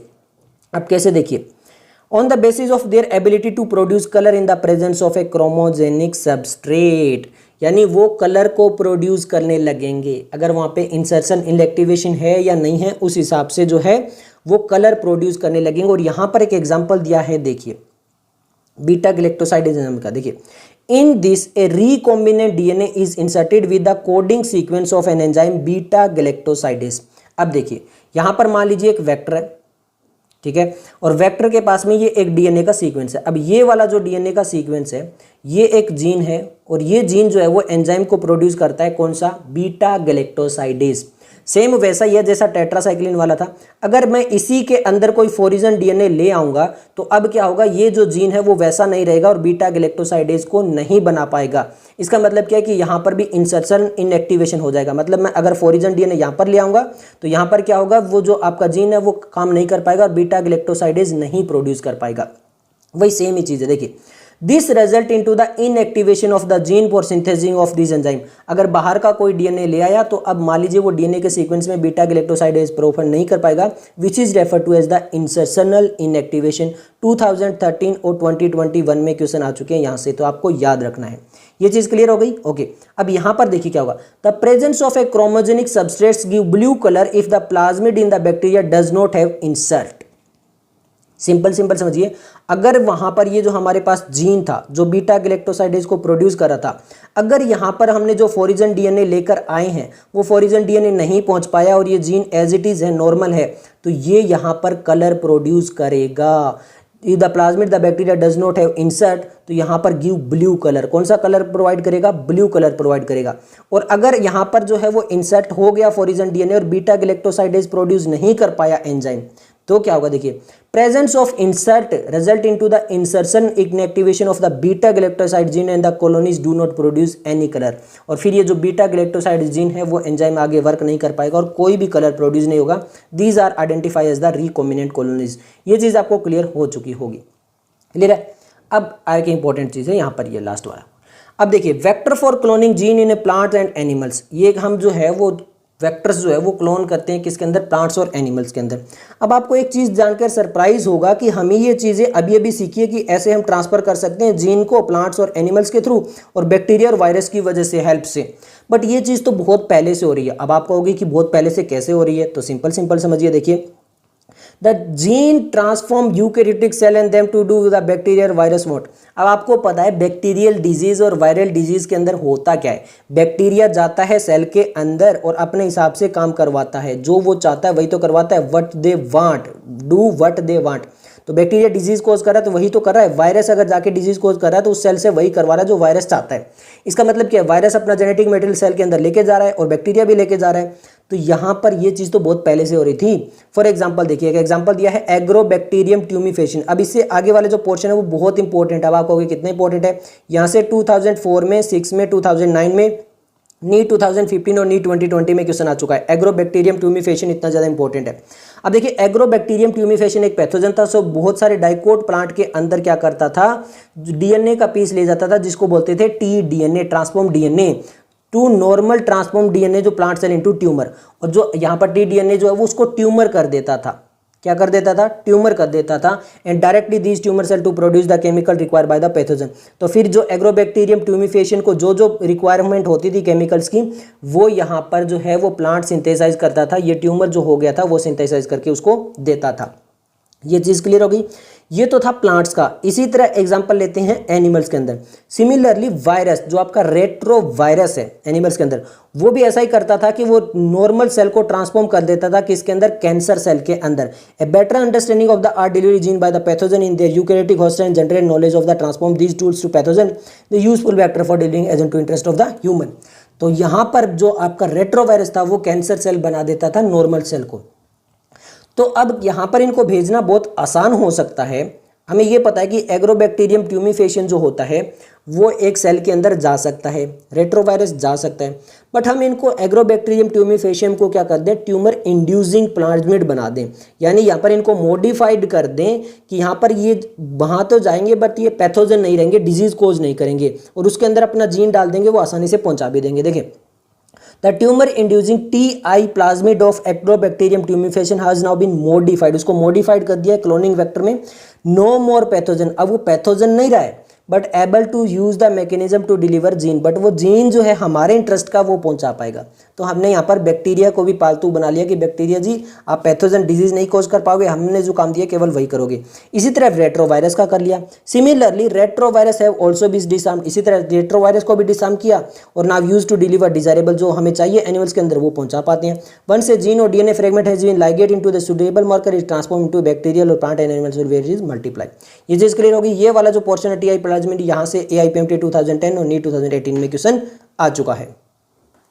अब हम बात करते हैं कॉम्पेटेंट होस्ट के बारे में। यानी यहाँ पर क्या करने वाले हैं, जहाँ पर हमें मेनली जो भी हमारा सेल है, जहाँ पर हमें इस चीज़ को भेजना है, ट्रांसफर करना है, जो भी जीन हमने निकाला है वेक्टर के थ्रू, तो वो वेक्टर उस सेल के अंदर कैसे एंटर करेगा। यानी वो सेल हो सकता है, बैक्टीरिया हो सकता है, कुछ भी हो सकता है, उसके अंदर एंटर कैसे करेगा, वो प्लांट हो, एनिमल हो, कुछ भी हो। तो वो जो प्रोसेस है जहां पर हम इसको एंटर करवाएंगे इस पर्टिकुलर होस्ट के अंदर, यानी सेल या एनिमल जो प्लांट जो भी है उसके अंदर जो प्रोसेस है उसको बोलते हैं कॉम्पिटेंट होस्ट। तो यहाँ पर देखिए, क्योंकि डीएनए क्या है, एक हाइड्रोफिलिक मॉलिक्यूल। अभी आपको याद रखना ये एसिडिक है, नेगेटिवली चार्ज है, हाइड्रोफिलिक है। It can not pass through the cell membrane, तो ये सेल मेम्ब्रेन से पास नहीं हो सकता है। तो अब यहाँ पर क्या होगा, जैसे यहाँ पर सिंपल ये बैक्टीरिया है या फिर ये होस्ट बोल लीजिए, क्लियर है, और ये हमारा वेक्टर है। ये कहता भैया अंदर आ जाऊँ, ये कहता नहीं आ सकता। तो कितने मेथड अलग अलग अपनाएगा, 4 अलग अलग मेथड एनसीईआरटी में दिए हैं, वो देखेंगे। सबसे पहले देखिए, in order to force the bacteria to take up the plasmid, यानी उस बैक्टीरिया या जो होस्ट है उसको फोर्स किया जा रहा है कि भैया प्लाज्मिड को अंदर ले लो। The bacteria cell must first be made competent, तो पहले उस बैक्टीरिया सेल को क्या होना होगा, कंपेटेंट होगा to take up the DNA. तो ये कैसे किया जाएगा, पहला process done by treating them with a specific concentration of divalent cation, यानी पहले एक specific concentration of divalent cation, for example calcium जो है वो डाला जाएगा। डाइवेलेंट कैटायन समझते हो, जैसे कैल्शियम Ca+2 इस टाइप से होगा, कोई भी और भी हो सकता है। तो डाइवेलेंट कैटायन एग्जांपल दिया, जैसे कैल्शियम हो सकता है। इससे होगा क्या, यहाँ पर ये डाला जाएगा जिसकी वजह से जो वो एफिशिएंसी इंक्रीज हो जाएगी डीएनए की एंटर करने में सेल वॉल के अंदर। तो ये बैक्टीरिया इसके बाद जो सेल वॉल है या सेल वॉल से एंटर कर जाएगा वेक्टर का डीएनए। किसको डालने पर, यहाँ पर इसके आसपास जो है वो अगर कैल्शियम आयन डाल दिए, डाइवेलेंट कैटायन डाल दिए, उसकी कंसंट्रेशन डाल दी, तो देखिए लिखा है the bacterium through the pores in its the cell wall, तो सेल वॉल के अंदर पहुंच जाएगा। Recombinant DNA can be then be forced into, अब भी सेल वॉल के अंदर आ चुका है। अब कहते हैं भैया और अंदर आने दो, कहता नहीं आने दूंगा, आने दो नहीं आने दूंगा, होस्ट को बोल रहे आने दो नहीं आने दूंगा। तो अब यहाँ पर क्या होता है, पहले इसको आइस में डालते हैं, गर्म इन बिल्कुल आइस में, फिर एकदम से 42 डिग्री सेल्सियस, अब बोलते हैं आने देगा नहीं आने दूंगा, फिर वापस आइस में, फिर वापस 42 आने देगा नहीं आने दूंगा, फिर आइस में, फिर 42 अब आने देगा, भैया मैं तो थक गया, अब टॉर्चर बहुत कर दिया, चलो आ जाओ। तो इस टाइप से। तो यहाँ पर देखिए, then we forced by incubating the cell with recombinant DNA on ice, सबसे पहले आइस में डालो, follow by placing them briefly at 42 degree Celsius. अब आप समझिए, अगर आप एसी के रूम में बैठ रहे हो जहाँ का टेम्परेचर 20 डिग्री सेल्सियस है और आप जून के महीने में नॉर्थ इंडिया में एकदम से बाहर निकलते हो जहाँ का टेम्परेचर 42-45 है, तब भी आपकी क्या हालत हो जाती है। आप समझिए, अगर आपको 0 डिग्री से एकदम से 45 पे निकाला जाए तो आपकी क्या हालत हो सकती है, डेथ भी हो सकती है इस टाइप से। तो यहाँ पर इसको ये किया जाता है, पहले आइस में, फिर 40 डिग्री यानी हीट शॉक दिया जाता है, and then putting them back to the ice, और फिर वापस आइस में डाला जाता है। इस तरह से जो बैक्टीरिया है वो क्या कर लेता है, रिकॉम्बिनेंट डीएनए को एक टाइम पे बोल देता है कि चलो भैया आ जाओ। ये यहाँ तक हमारे हो चुके हैं 2 मिनट। अब देखिए, this is not only the way to introduce, ये अकेला ऐसा चीज़ नहीं है जहाँ पर हम जो एलियन डीएनए उसको होस्ट में डाल सकते हैं, और भी मेथड है हमारे पास। In a method known as micro injection, एक मेथड है जिसको बोलते हैं माइक्रो इंजेक्शन। यहाँ पे क्या होता है, recombinant DNA is directly injected into the nucleus, यानी ये सेल है, सेल के अंदर न्यूक्लियस है, डायरेक्टली न्यूक्लियस के अंदर इंजेक्शन लगा दिया जाता है। ये होता है एनिमल सेल में, क्योंकि यहाँ पे कोई बाहर सेल वॉल नहीं है। अब आप कहोगे भैया तो सेल वॉल वाला प्लांट वाले में क्या करेंगे, यहाँ पर तो गन चलाएंगे ना, यहाँ पे क्या चलाएंगे, गन चलाएंगे। In another method suitable for the plants, यानी अलग मेथड है। देखिए, माइक्रो इंजेक्शन वाला एनिमल्स के लिए है, और ये जो बायोलिस्टिक वाला ये केवल और केवल प्लांट्स के लिए है। The cell are bombarded with a high velocity micro particle of gold and tungsten, यानी यहाँ पे माइक्रो पार्टिकल्स होते हैं किसके, गोल्ड एंड टंगस्टन के, और उनमें कोटेड होता है विद डीएनए, और इनके बाहर लगा दिया जाता है क्या, डीएनए। अंदर तो ये गोल्ड और टंगस्टन के पार्टिकल है, बाहर की क्या लगा दिया, इनके बाहर डीएनए की कोटिंग कर दी, और फिर यहाँ पर इन माइक्रो पार्टिकल्स को हाई वेलोसिटी से जीन गन के द्वारा अंदर मार दिया गया। Method known as the biolistic, इसको बोलते हैं इस मेथड को बायोलिस्टिक्स, और या फिर ये बोल सकते हो जीन गन, यानी जीन जो है उस गन के द्वारा एंटर करवा दिया गया। तो ये तो हो गए हमारे पास माइक्रो पार्टिकल वाला, हीट शॉक वाला और बायोलिस्टिक वाला 3 मेथड।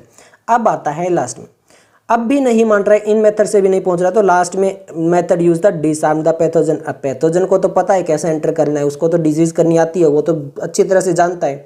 तो एक पैथोजन लेते हैं, उसको डिसआर्म कर देते हैं कि वो डिजीज ना कोज करे। Vector which then allowed to the infect the cell transport the recombinant DNA to the host, जो अभी हमने बताया था क्लोनिंग वाले में, जैसे एग्रोबैक्टीरियम, रेट्रोवायरस वगैरह, उस मेथड से भी हम पहुंचा सकते हैं। तो ये सारी चीज़ें हम डिस्कस कर चुके हैं। अब यही घुमा फिरा के जो हमने पढ़ा है सब कुछ, जो मैंने आपको स्टार्टिंग में बताया है, वही आएगा the process of recombination DNA technology, यानी वो सारे प्रोसेस जो रिकॉम्बिनेशन डीएनए टेक्नोलॉजी में होते हैं। देखिए, रिकॉम्बिनेशन डीएनए टेक्नोलॉजी में सेवरल स्टेप्स, बहुत सारे स्टेप्स होते हैं, इन स्पेसिफिक सीक्वेंस, एक स्पेसिफिक सीक्वेंस में चलते हैं। कौन कौन सा, सबसे पहले आइसोलेशन ऑफ डीएनए, ये तो हमें पता है कि हम डीएनए को बाहर निकालते हैं। फिर फ्रेगमेंटेशन ऑफ डीएनए, फिर डीएनए को फ्रेगमेंट करते हैं विद हेल्प ऑफ रेस्ट्रिक्शन, एंडोन्यूक्लियोसिस, ये सब हम पढ़ चुके हैं। फिर isolation of A desired DNA fragment, फिर जो हमारा जो डिजायर्ड डीएनए फ्रेगमेंट है जो हमें एंटर करवाना है उसको आइसोलेट कर लेंगे, उसको भी बाहर निकाल लेंगे। फिर लाइगेट कर देंगे विद द वेक्टर, वेक्टर का जो डीएनए फ्रेगमेंट है वहां पर उसको लगा देंगे।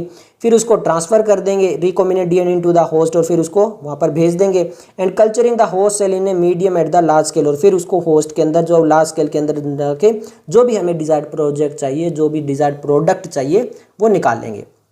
क्लियर है। तो अभी तो देखो, आप कहोगे तो अभी हम क्या पढ़ के आए, अभी हम टूल्स पढ़ के आए थे कि कौन कौन से टूल्स यूज़ होते हैं, कि वेक्टर यूज़ होता है, ठीक है, और किस टाइप से रेस्ट्रिक्शन एंजाइम्स यूज़ होते हैं, उसमें किस किस टाइप से प्रोडक्ट होते हैं, ये सब कुछ हम पढ़ के आए थे। उसको सेपरेट करने वाला टूल्स कौन सा था, इलेक्ट्रोफोरेसिस वाला, सब कुछ वही चीज़ यहाँ पर आने वाली है। ठीक है, अब देखिए यहाँ पर सिंपल सबसे पहले हमें जो रिक्वायरमेंट होती है वो होती है isolation of the genetic material, यानी जो डीएनए है उसको बाहर निकालेंगे। अब आप समझिए, ये सेल है, ये सेल में न्यूक्लियस है, न्यूक्लियस में जाके ये डीएनए है। अब डीएनए के आसपास बहुत सारे हिस्टोन प्रोटीन, ये प्रोटीन, वो प्रोटीन, इसके अलावा यहाँ पे आरएनए वगैरह है जो प्रोटीन बना रहे हैं, यहाँ पर ये और भी लिपिड्स वगैरह, साइटोप्लाज्म, पता नहीं क्या क्या है, और इसमें से जाकर उस डीएनए को निकालना तो बहुत सा काम करने पड़ेंगे, तब जाकर ये निकलेगा। देखिए, the nucleic acid is a genetic material for organism without exception, ये तो हमें पता है। मेजॉरिटी ऑफ द ऑर्गेनिज्म के अंदर जो होता है वो डीऑक्सीराइबोन्यूक्लिक एसिड यानी डीएनए होता है, और कुछ एक में आरएनए होता है। अब यहाँ पर इस डीएनए को अगर बाहर निकालना है with the help of the restriction, it need to be pure form. अगर ये डीएनए को कट करना है तो सबसे पहले ये प्योर फॉर्म के अंदर डीएनए होना चाहिए, बिल्कुल साफ सुथरा, कोई और जो मैक्रोमोलिक्यूल इसके साथ में लगे हुए नहीं आने चाहिए, यानी free from the other macromolecule. Since the DNA is enclosed within the membrane, क्योंकि डीएनए जो है वो मेम्ब्रेन के अंदर है, we have to break the cell, पहले सेल ब्रेक करना पड़ेगा, फिर डीएनए को बाहर निकालना पड़ेगा, और जो अदर मॉलिक्यूल है जैसे आरएनए हो गए, प्रोटीन हो गए, पॉलीसेकेराइड हो गए, लिपिड्स हो गए, इन सब से उसको छुटकारा दिलाना पड़ेगा। तो यहाँ पर हमारे पास अलग अलग एंजाइम आएंगे जो कि हेल्प करेंगे। काफ़ी इंपॉर्टेंट है, 2013 में यहाँ से क्वेश्चन आ चुका है क्या। This can be achieved by the treating with the bacterial plant और animal cell with the enzyme such as lysozyme.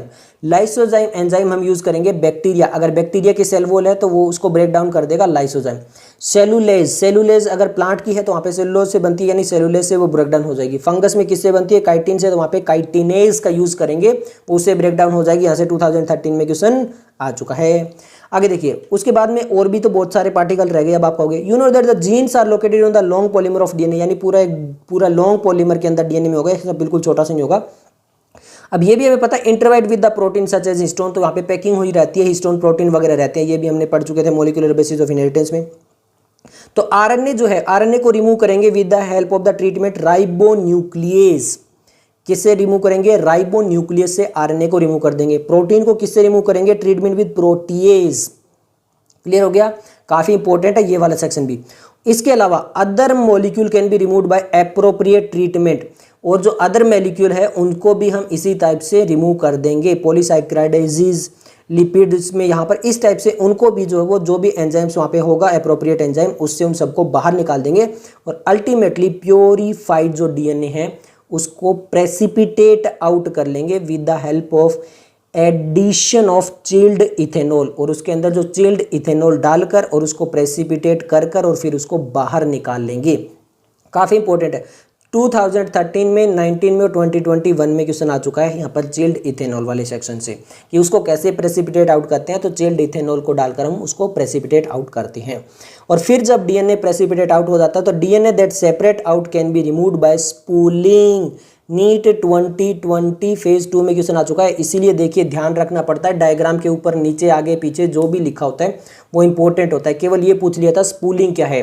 Spooling होता है आइसोलेशन ऑफ डीएनए, जो isolation of genetic material DNA है with the help of spooling. अब spool क्या होता है? Spool जैसे आप देखते हो जिसके बाहर धागे से लगे होते हैं इस टाइप से, जिसको गट्टी बोलते हैं धागे की ऐसे, तो वो भी क्या एक स्पूल होता है। स्पूल का मतलब होता है कोई भी एक राउंड डिवाइस, सिलेंड्रिकल डिवाइस जिसके बाहर कुछ राउंड हो। तो यहाँ पर देखिए ये राउंड डिवाइस आपको थोड़ा सा रेड कलर में दिखाई दे रहा है और इसके बाहर क्या होगा? डीएनए रैप किया होगा। तो इस टाइप से उसको बोलते हैं स्पूलिंग। यहाँ पे स्पूलिंग डाल के और इसको डीएनए को बाहर निकाल रहे हैं, सेपरेट आउट कर रहे हैं। क्लियर है?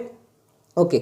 अब cutting of the DNA at specific location, ये तो हमें पता ही है कहाँ कौन सा एंजाइम यूज करेंगे। रेस्ट्रिक्शन एंजाइम, जहाँ पे डाइजेशन एंड परफॉर्म हो जाएगी प्यूरिफाइड डीएनए के अंदर, और वहाँ पे रेस्ट्रिक्शन एंजाइम को यूज करेंगे। ऑप्टिमल कंडीशन होगी और स्पेसिफिक एंजाइम होगा, और फिर वहाँ पर उनको अलग अलग फ्रेगमेंट में कट कर लेंगे।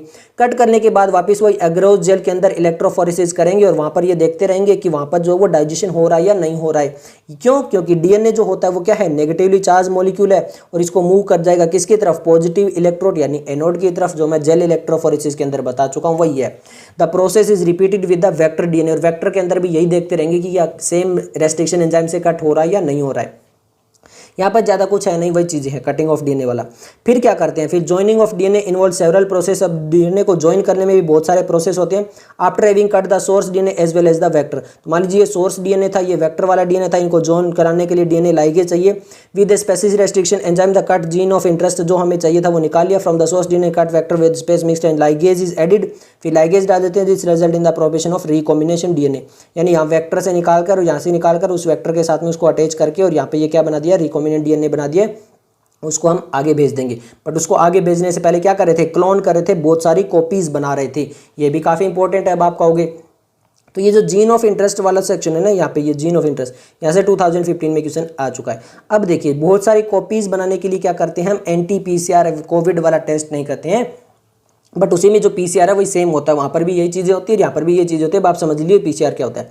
Amplification of gene of interest, जो जीन ऑफ इंटरेस्ट है जो हमें आगे भेजना है अलग अलग होस्ट के अंदर प्रोडक्ट बनाने के लिए, वो जीन ऑफ इंटरेस्ट कहलाता है। उसका एम्प्लीफिकेशन यानी उसमें बहुत ज़्यादा उसको इंक्रीज कर देंगे using the PCR. Now what is PCR? PCR मतलब पॉलीमरेज चेन रिएक्शन। पॉलीमरेज मतलब पॉलीमर, मतलब पॉली मीन्स मेनी यूनिट, बहुत सारी यूनिट्स बना देंगे उसकी with the help of A chain reaction. एक चेन रिएक्शन चलेगी, बार बार रिपीट होती रहेगी और उसके अंदर, तो ये चीज़ है पीसीआर। अब ये रिएक्शन होती क्या है? In this reaction multiply copies of the gene, यानी जो डीएनए और जो जीन है उसकी मल्टीप्लीज कॉपीज ऑफ बना लेते हैं। जो जीन ऑफ इंटरेस्ट है उसकी बहुत सारी कॉपीज बना लेते हैं। इन सिंथेसाइज्ड इन विट्रो। अब इन विट्रो क्या होती है? इन विट्रो होती है living reaction outside of a living organism, मतलब रिएक्शन तो लिविंग है बट यहाँ पर एक लिविंग ऑर्गेनिज्म ही नहीं करवा रहे, उसको बाहर करवा रहे हैं, तो वो इन विट्रो रिएक्शन कहलाती है। अब ये वाला सेक्शन काफ़ी इंपॉर्टेंट, आप कहोगे कितना इंपॉर्टेंट है, तो यहाँ से 2012 में, 18 में और 2020 में क्वेश्चन आ चुके हैं। इसके अलावा ये जो डायग्राम सेक्शन में बताने वाला हूँ ये भी काफ़ी इंपॉर्टेंट है। यहाँ से आप कहोगे कितनी बार, यहाँ से भी 12 में, 18 में और 2021 में क्वेश्चन आ चुके हैं। प्रोसेस क्या है पीसीआर में, प्रोसेस बहुत इंपॉर्टेंट है। रीजन ऑफ एम्पलीफाइड में पहला प्रोसेस है डीनेचुरेशन, फिर एनेलिंग, फिर एक्सटेंशन। यही जो सीक्वेंस है यही कई बार आ चुका है। पहला है डीनेचुरेशन, सेकंड है एनेलिंग, थर्ड है एक्सटेंशन। ध्यान से देखिए पहला क्या कहते हैं। सबसे पहले हमारे पास एक डबल स्टैंडर्ड डीएनए है, क्लियर है, और इसको एम्पलीफाई करना, यानी वो वाला डीएनए हम निकाल कर ला चुके हैं। ये जीन ऑफ इंटरेस्ट है जो रेड कलर में हमें दिखाई दे रहा है, ये हमें चाहिए, इसकी बहुत सारी कॉपीज बनानी है। तो जितना आपको रेड कलर में दिखाई दे रहा है मान लेते हैं ये जीन ऑफ इंटरेस्ट है जो हमें चाहिए, इसकी कॉपीज बनानी है। सबसे पहले डीनेचुरेशन करेंगे। डीनेचुरेशन क्या है, ये जो हमारे सेगमेंट है, दो सेगमेंट, इनको अलग अलग कर देंगे। ये देखिए ऊपर वाला ये 3 to 5 रहा, नीचे वाला ये रहा 3 to 5, तो इनको पहले सेपरेट कर दिया डीनेचुरेशन यानी हीट देकर, काफ़ी हीट अमाउंट में दी गई, तो यहाँ पर ये डीनेचुरेशन हो गए, इनके जो सेगमेंट थे वो अलग अलग हो गए। फिर यहाँ पे छोटे छोटे सेगमेंट डाले गए। ये देखिए पहला वाला सेगमेंट और ये वाला सेगमेंट, बहुत ही छोटे छोटे स्मॉल सेगमेंट डाले गए डीएनए के। ये जो स्मॉल सेगमेंट होते हैं बहुत ही, इनको बोलते हैं ओलिगो। ओलिगो को बोलते हैं स्मॉल, शॉर्ट, बहुत ही छोटा सा पार्ट, उसको बोलते हैं ओलिगो। बट ये क्या है, न्यूक्लियोटाइड है, डीएनए के क्या है, न्यूक्लियोटाइड है, क्योंकि डीएनए बनता है न्यूक्लियोटाइड से, तो इनको बोल देंगे ओलिगो न्यूक्लियोटाइड। स्टार्टिंग में क्या डाला गया है, ओलिगो न्यूक्लियोटाइड, यानी ये केमिकली सिंथेटिक न्यूक्लियोटाइड है जो कॉम्प्लीमेंट्री है इसके, जो इस वाला है इसके बिल्कुल कॉम्प्लीमेंट्री। मतलब ये वाला अगर ए है यहाँ पर, ठीक है, तो इसके सामने कॉम्प्लीमेंट्री क्या होगा, टी है। अगर यहाँ पर जी है तो इसके सामने वाला कॉम्प्लीमेंट्री क्या होगा, सी है। तो इसी टाइप से यहाँ पर ये कॉम्प्लीमेंट्री वाले छोटे छोटे जो पोर्शन होते हैं इसको बोलते हैं ओलिगो न्यूक्लियोटाइड। ये ऐड किए जाते हैं। उसके बाद में जो आपके डीएनए प्राइमर्स होते हैं, जो पॉलीमरेज होते हैं, डीएनए पॉलीमरेज, वो डाले जाते हैं। अब डीएनए पॉलीमरेज क्या कर देगा, इसको पॉलीमर कर देगा, बहुत सारे बना देगा और इसको लेंथ में ऐसे एक्सटेंड कर देगा, इसको भी ऐसे लेंथ में एक्सटेंड कर देगा। क्लियर है। पहले हमने ओलिगो न्यूक्लियोटाइड शॉर्ट सेक्शन लेके आए कॉम्प्लीमेंट्री, फिर डीएनए पॉलीमरेज डाला और उसको पूरा यहाँ पर देखिए लेंथ पूरी वापस ले आए हैं। अब देखिए ध्यान से डायग्राम के अंदर, हीट दी, डीनेचुरेशन किया, फिर यहाँ पे प्राइमर डाले, यानी यहाँ पे ओलिगो न्यूक्लियोटाइड डाले छोटे छोटे, फिर डीएनए पॉलीमरेज यूज किया। अब यहाँ पे टैग पॉलीमरेज है थर्मस एक्वेटिकस, ये एनसीईआरटी में लिखा है, बताऊंगा थर्मस एक्वेटिकस क्या है, क्योंकि देखिए बहुत ज़्यादा हीट दे रहे हैं तो उस टाइम पे ऐसा एंजाइम चाहिए जो कि हीट के अंदर जो है वो वर्क करता रहे, फंक्शन अच्छे से परफॉर्म करता रहे। तो इसीलिए यहाँ पे थर्मस एक्वेटिकस यानी ये हाई टेम्परेचर पे भी अच्छे से वर्क करता रहेगा, इसलिए यह टैग पॉलीमरेज, डीएनए पॉलीमरेज। और डीऑक्सी न्यूक्लियोटाइड सीक्वेंस डालेंगे और यहाँ पर इसकी लेंथ बढ़ा देंगे। इसीलिए मैंने बोला था इससे पहले molecular basis of inheritance must है, क्योंकि वही चीज़ें यहाँ पे रिपीट हो रही है। क्लियर है। तो अब यहाँ पर इसकी लेंथ बढ़ा दी गई है, इस टाइप से ये एक बन गया। फिर वापस से रिपीट करेंगे इसको, दो में से यहाँ पर एक को तो बाहर ले लेंगे, इस एक को वापस रिपीट करेंगे और इसको अलग अलग सेगमेंट करेंगे, फिर वापस वो लगाएंगे, फिर दो बना लेंगे, फिर एक को अलग निकाल लेंगे, फिर यहाँ से एक को वापस ले जाएंगे। तो इस टाइप से ये चलता रहेगा। ये चीज़ आपको क्लियर हो गई होगी। तो ये साइकिल यहाँ पे चलती रहेगी और इस तरह से एम्पलीफिकेशन करके 1 बिलियन कॉपी भी बना सकते हैं। और लिखा हुआ है देखिए पीसीआर के अंदर इस साइकिल में 3 स्टेप होते हैं, डीनेचुरेशन, प्राइमर एनेलिंग और एक्सटेंशन ऑफ प्राइमर। याद रखना है, आ चुके हैं नीट में क्वेश्चन, फिर बता रहा हूँ। क्लियर है। अब यहाँ पर ये चीज़ दोबारा देख लो, ये रिएक्शन तो इन विट्रो है। अब यहाँ पे देखिए यूजिंग 2 सेट ऑफ प्राइमर, यहाँ पे 2 सेट ऑफ प्राइमर यूज करें हैं। देखिए कौन कौन सा, पहला small chemically synthesized oligonucleotide, समझ में आ चुका। ओलिगो न्यूक्लियोटाइड यानी स्मॉल सिंथेटिकली जो आपके छोटे छोटे न्यूक्लियोटाइड शॉर्ट होते हैं, 1 या 2 nucleotide, that are complementary to the region of DNA, जो बिल्कुल कॉम्प्लीमेंट्री होते हैं, मतलब ए के सामने सी टी और जी के सामने सी वाला। ये पहला आपका प्राइमर हो गया। सेकेंड है and the enzyme DNA polymerase, और सेकेंड वाला जो है वो प्राइमर कौन सा है, डीएनए पॉलीमरेज एंजाइम है। अब ये एंजाइम क्या करेगा, the enzyme extend the primer using the nucleotide provided in the reaction and the genomic DNA as a template, और उसको बढ़ा देगा। इन दिस प्रोसेस हो क्या रहा है, the replication of DNA is repeated many times, उस डीएनए को बहुत ज्यादा रेप्लिकेट कर रहे हैं, बार बार रेप्लिकेट करें। Segment of the DNA can B amplified approximately billion time, यानी 1 बिलियन कॉपीज भी यहाँ से बनाई जा सकती है पीसीआर से। अब ये जो पूरा प्रोसेस है, such repeated amplification is achieved by the use of thermostable DNA, ये केवल थर्मोस्टेबल डीएनए पॉलीमरेज से हो सकता है। थर्मोस्टेबल क्यों, क्योंकि डीनेचुरेशन के टाइम पे हीट दे रहे हैं इसलिए। तो यहाँ पर आइसोलेटेड फ्रॉम ए बैक्टीरिया, तो ये जो हमारा डीएनए पॉलीमरेज है इसको एक बैक्टीरिया से निकाला है जो थर्मस एक्वेटिकस है, यानी हाई टेम्परेचर पे भी स्टेबल रहता है। समझ में आ चुका होगा, काफी इंपॉर्टेंट है, 2016 और 2021 में क्वेश्चन आ चुका है। Which remain active during the high temperature, तो ये जो हमारा थर्मोस्टेबल यानी ये जो टैग पॉलीमरेज, आप समझिएगा, टी मतलब थर्मस, ए की मतलब एक्वेटिकस, वाला ये जो पॉलीमरेज है वो हाई टेम्परेचर पे भी रहता है। Induce denaturation of the double stranded DNA हो रहा था, वहाँ पर भी एक्टिव रहता है। The amplified process desired can now be used to ligate into vector of further cloning. ये चीज समझ में आ चुकी होगी। ओके, फिर आता है insertion of recombinant DNA to the host cell, वो जो हमने कंपिटेंट वाला है उसकी टाइप से। देखिए, there are several method to introduce the ligation of the recipient cell, बहुत सारे मेथड जो हमने पढ़े थे। Recipient cell after making the competent to receive, हमने तीनों चारों मेथड पढ़ लिए थे जिसके द्वारा हम उसको पहुंचा सकते हैं। Take up the DNA present in its surrounding, so if the recombinant DNA being the gene of interest of the antibiotic ampicillin is transformed into the E coli cell. अब यहाँ पर सिलेक्टेबल मार्कर बता रहा है, इससे आगे वाला selectable marker बता रहा है। ये कैसे बता रहा है मैं बता देता हूँ। देखिए, ये कह रहा है कि हमारे पास ई कोलाई था, क्या था, E coli.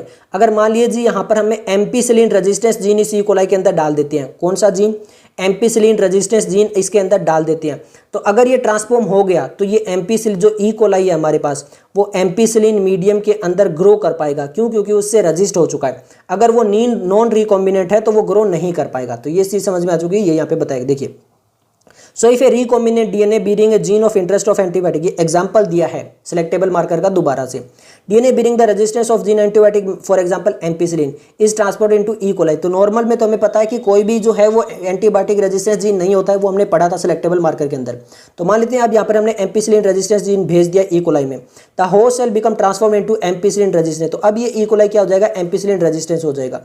If we spread the transform cell on a agar plate containing ampicillin, अब अगर मान लीजिए एक प्लेट है इसमें एम्पिसिलिन है, ओनली ट्रांसफॉर्मेंट विल ग्रो, यानी जहां पर वो एम्पिसिलिन रेजिस्टेंस जीन आ गया वो ग्रो करेंगे और अनट्रांसफॉर्म्ड जो है वो डाई हो जाएंगे। ये चीज समझ में आ चुकी है, ये वो यहाँ पे बताएंगे। Due to the ampicillin resistance gene one is able to select transformed cell in the presence of ampicillin. The ampicillin resistance gene in this case क्या है, सिलेक्टेबल मार्कर की तरह काम कर रहा है। एआईपीएमटी 2012 में क्वेश्चन आ चुका है। तो लास्ट हमारी हेडिंग है obtaining the foreign gene product. अब सिंपल है, सब कुछ हमने किया है, सारा कुछ ये कंप्लीट प्रोसेस जो किया है जहाँ पे रिकॉम्बिनेशन डीएनए किया है, अगर उससे हमें कोई प्रोडक्ट ही नहीं मिल पा रहा है तो उसका क्या फ़ायदा है। तो यहाँ पर जो भी फॉरिजन जीन का मतलब है, जो हम जीन लेकर आए हैं बाहर से, उससे कुछ प्रोडक्ट भी तो तैयार करना पड़ेगा। तो यहाँ पर देखिए होता है क्या, जब भी हम एक इंसर्ट करते हैं कोई एलियन डीएनए को और क्लोनिंग वेक्टर के थ्रू ट्रांसफर करते हैं किसी बैक्टीरिया में, प्लांट में या एनिमल में, कहीं पर भी, तो यहाँ पर ये जो डीएनए है वो क्या होना चाहिए, मल्टीप्लाई होना चाहिए। उसमें हम सारी रिकॉम्बिनेशन टेक्नोलॉजी लगा देते हैं और उसका अल्टीमेटली एम क्या होता है, to produce a desirable protein. क्योंकि आपको सेंट्रल डॉगमा से पता है कि हम डीएनए लेके आए हैं, फिर वो आरएनए बनाएगा और आरएनए प्रोटीन बनाएगा जो कि उसका अल्टीमेट प्रोडक्ट होता है डीएनए का। तो वो हमें चाहिए desirable protein. Hence there is a need for the recombination to be expressed. अगर वो डीएनए से आरएनए और आरएनए से प्रोटीन नहीं बना पाया तो कोई फायदा ही नहीं है ये सारा काम करने का। द फॉरिजन जीन यहाँ पर एक्सप्रेस्ड होना चाहिए अप्रोप्रिएट कंडीशन में, और the foreign gene in host cell involve the understanding of many technical details. अब यहाँ पर देखिए होता क्या, ये चीज़ हमारे पास इंपॉर्टेंट है। After having the clone the gene of interest, जैसे हम जीन ऑफ इंटरेस्ट को क्लोन कर देते हैं, फिर उसको ऑप्टिमाइज्ड कंडीशन पर लेकर आते हैं तो वो एक्सप्रेस होगा, उन द टारगेट प्रोटीन बनाएगा।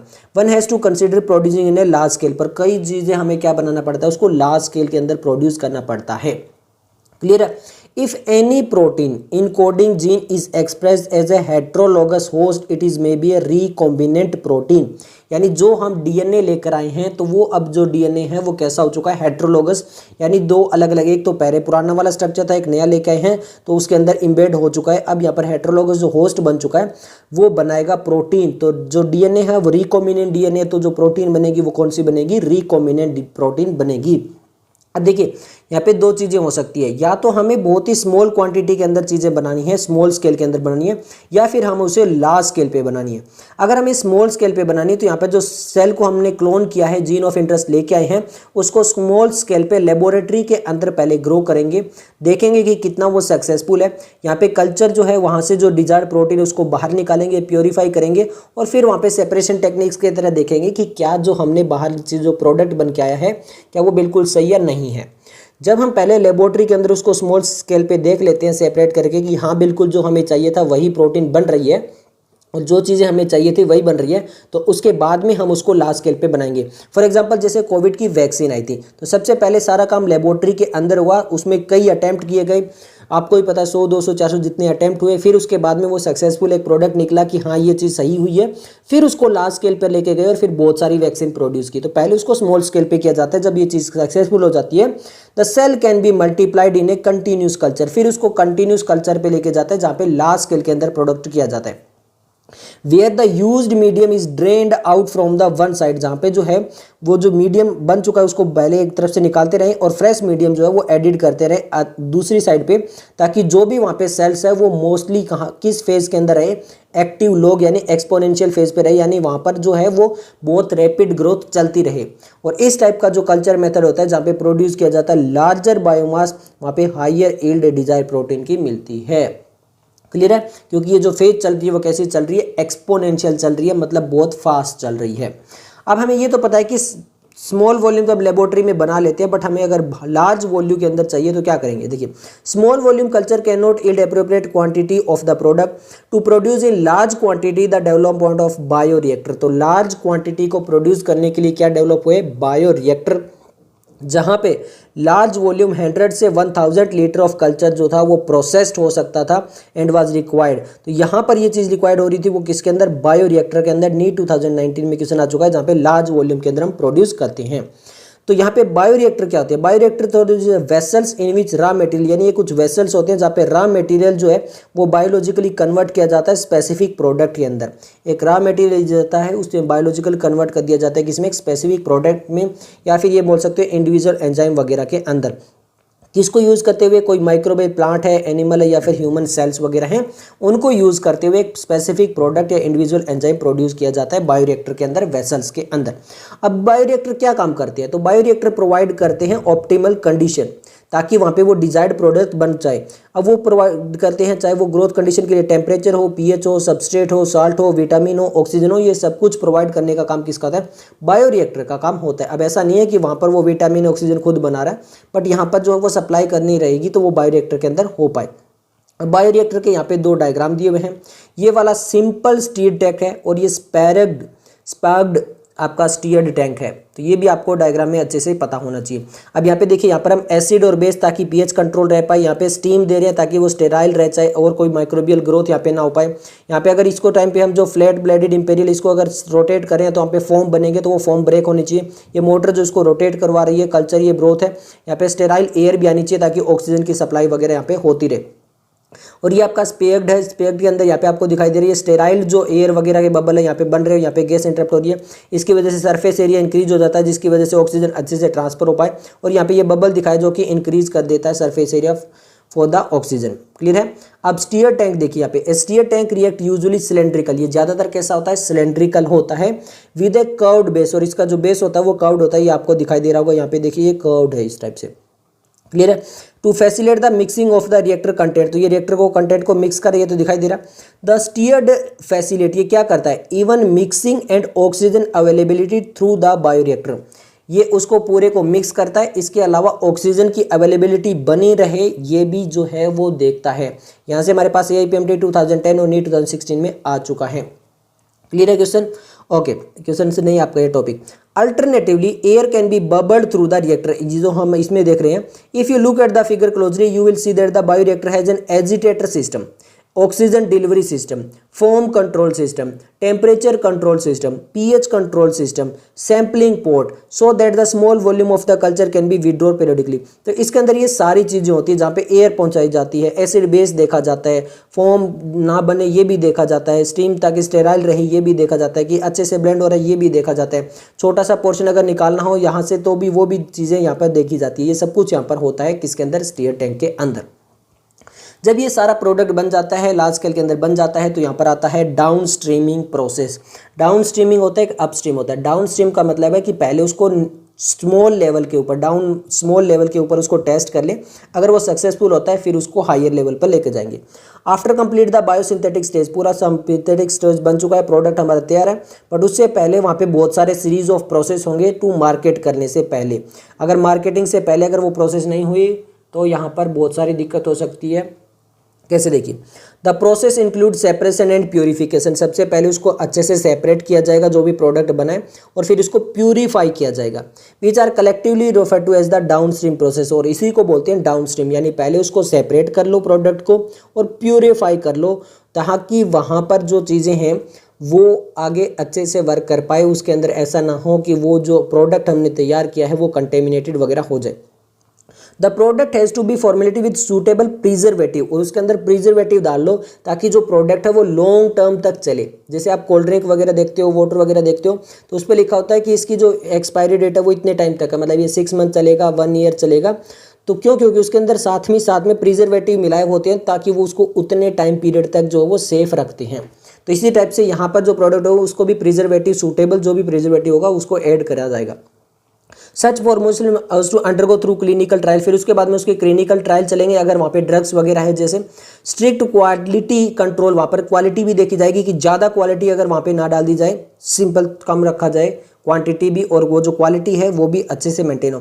For each product is also required the down stream process in quality control testing, very important to product to product. तो यहाँ पे प्रोडक्ट टू प्रोडक्ट जो है वो टेस्टिंग वगैरह काफ़ी इंपॉर्टेंट होती है, क्वालिटी वगैरह। तो ये सब कुछ था इस चैप्टर के लिए। और यहाँ पर ये जो डाउन स्ट्रीमिंग प्रोसेस है, यहाँ से हमारे क्वेश्चन आ चुके हैं 2016 और 2017 में। तो मिलते हैं जल्दी नेक्स्ट वीडियो के साथ, तब तक के लिए धन्यवाद।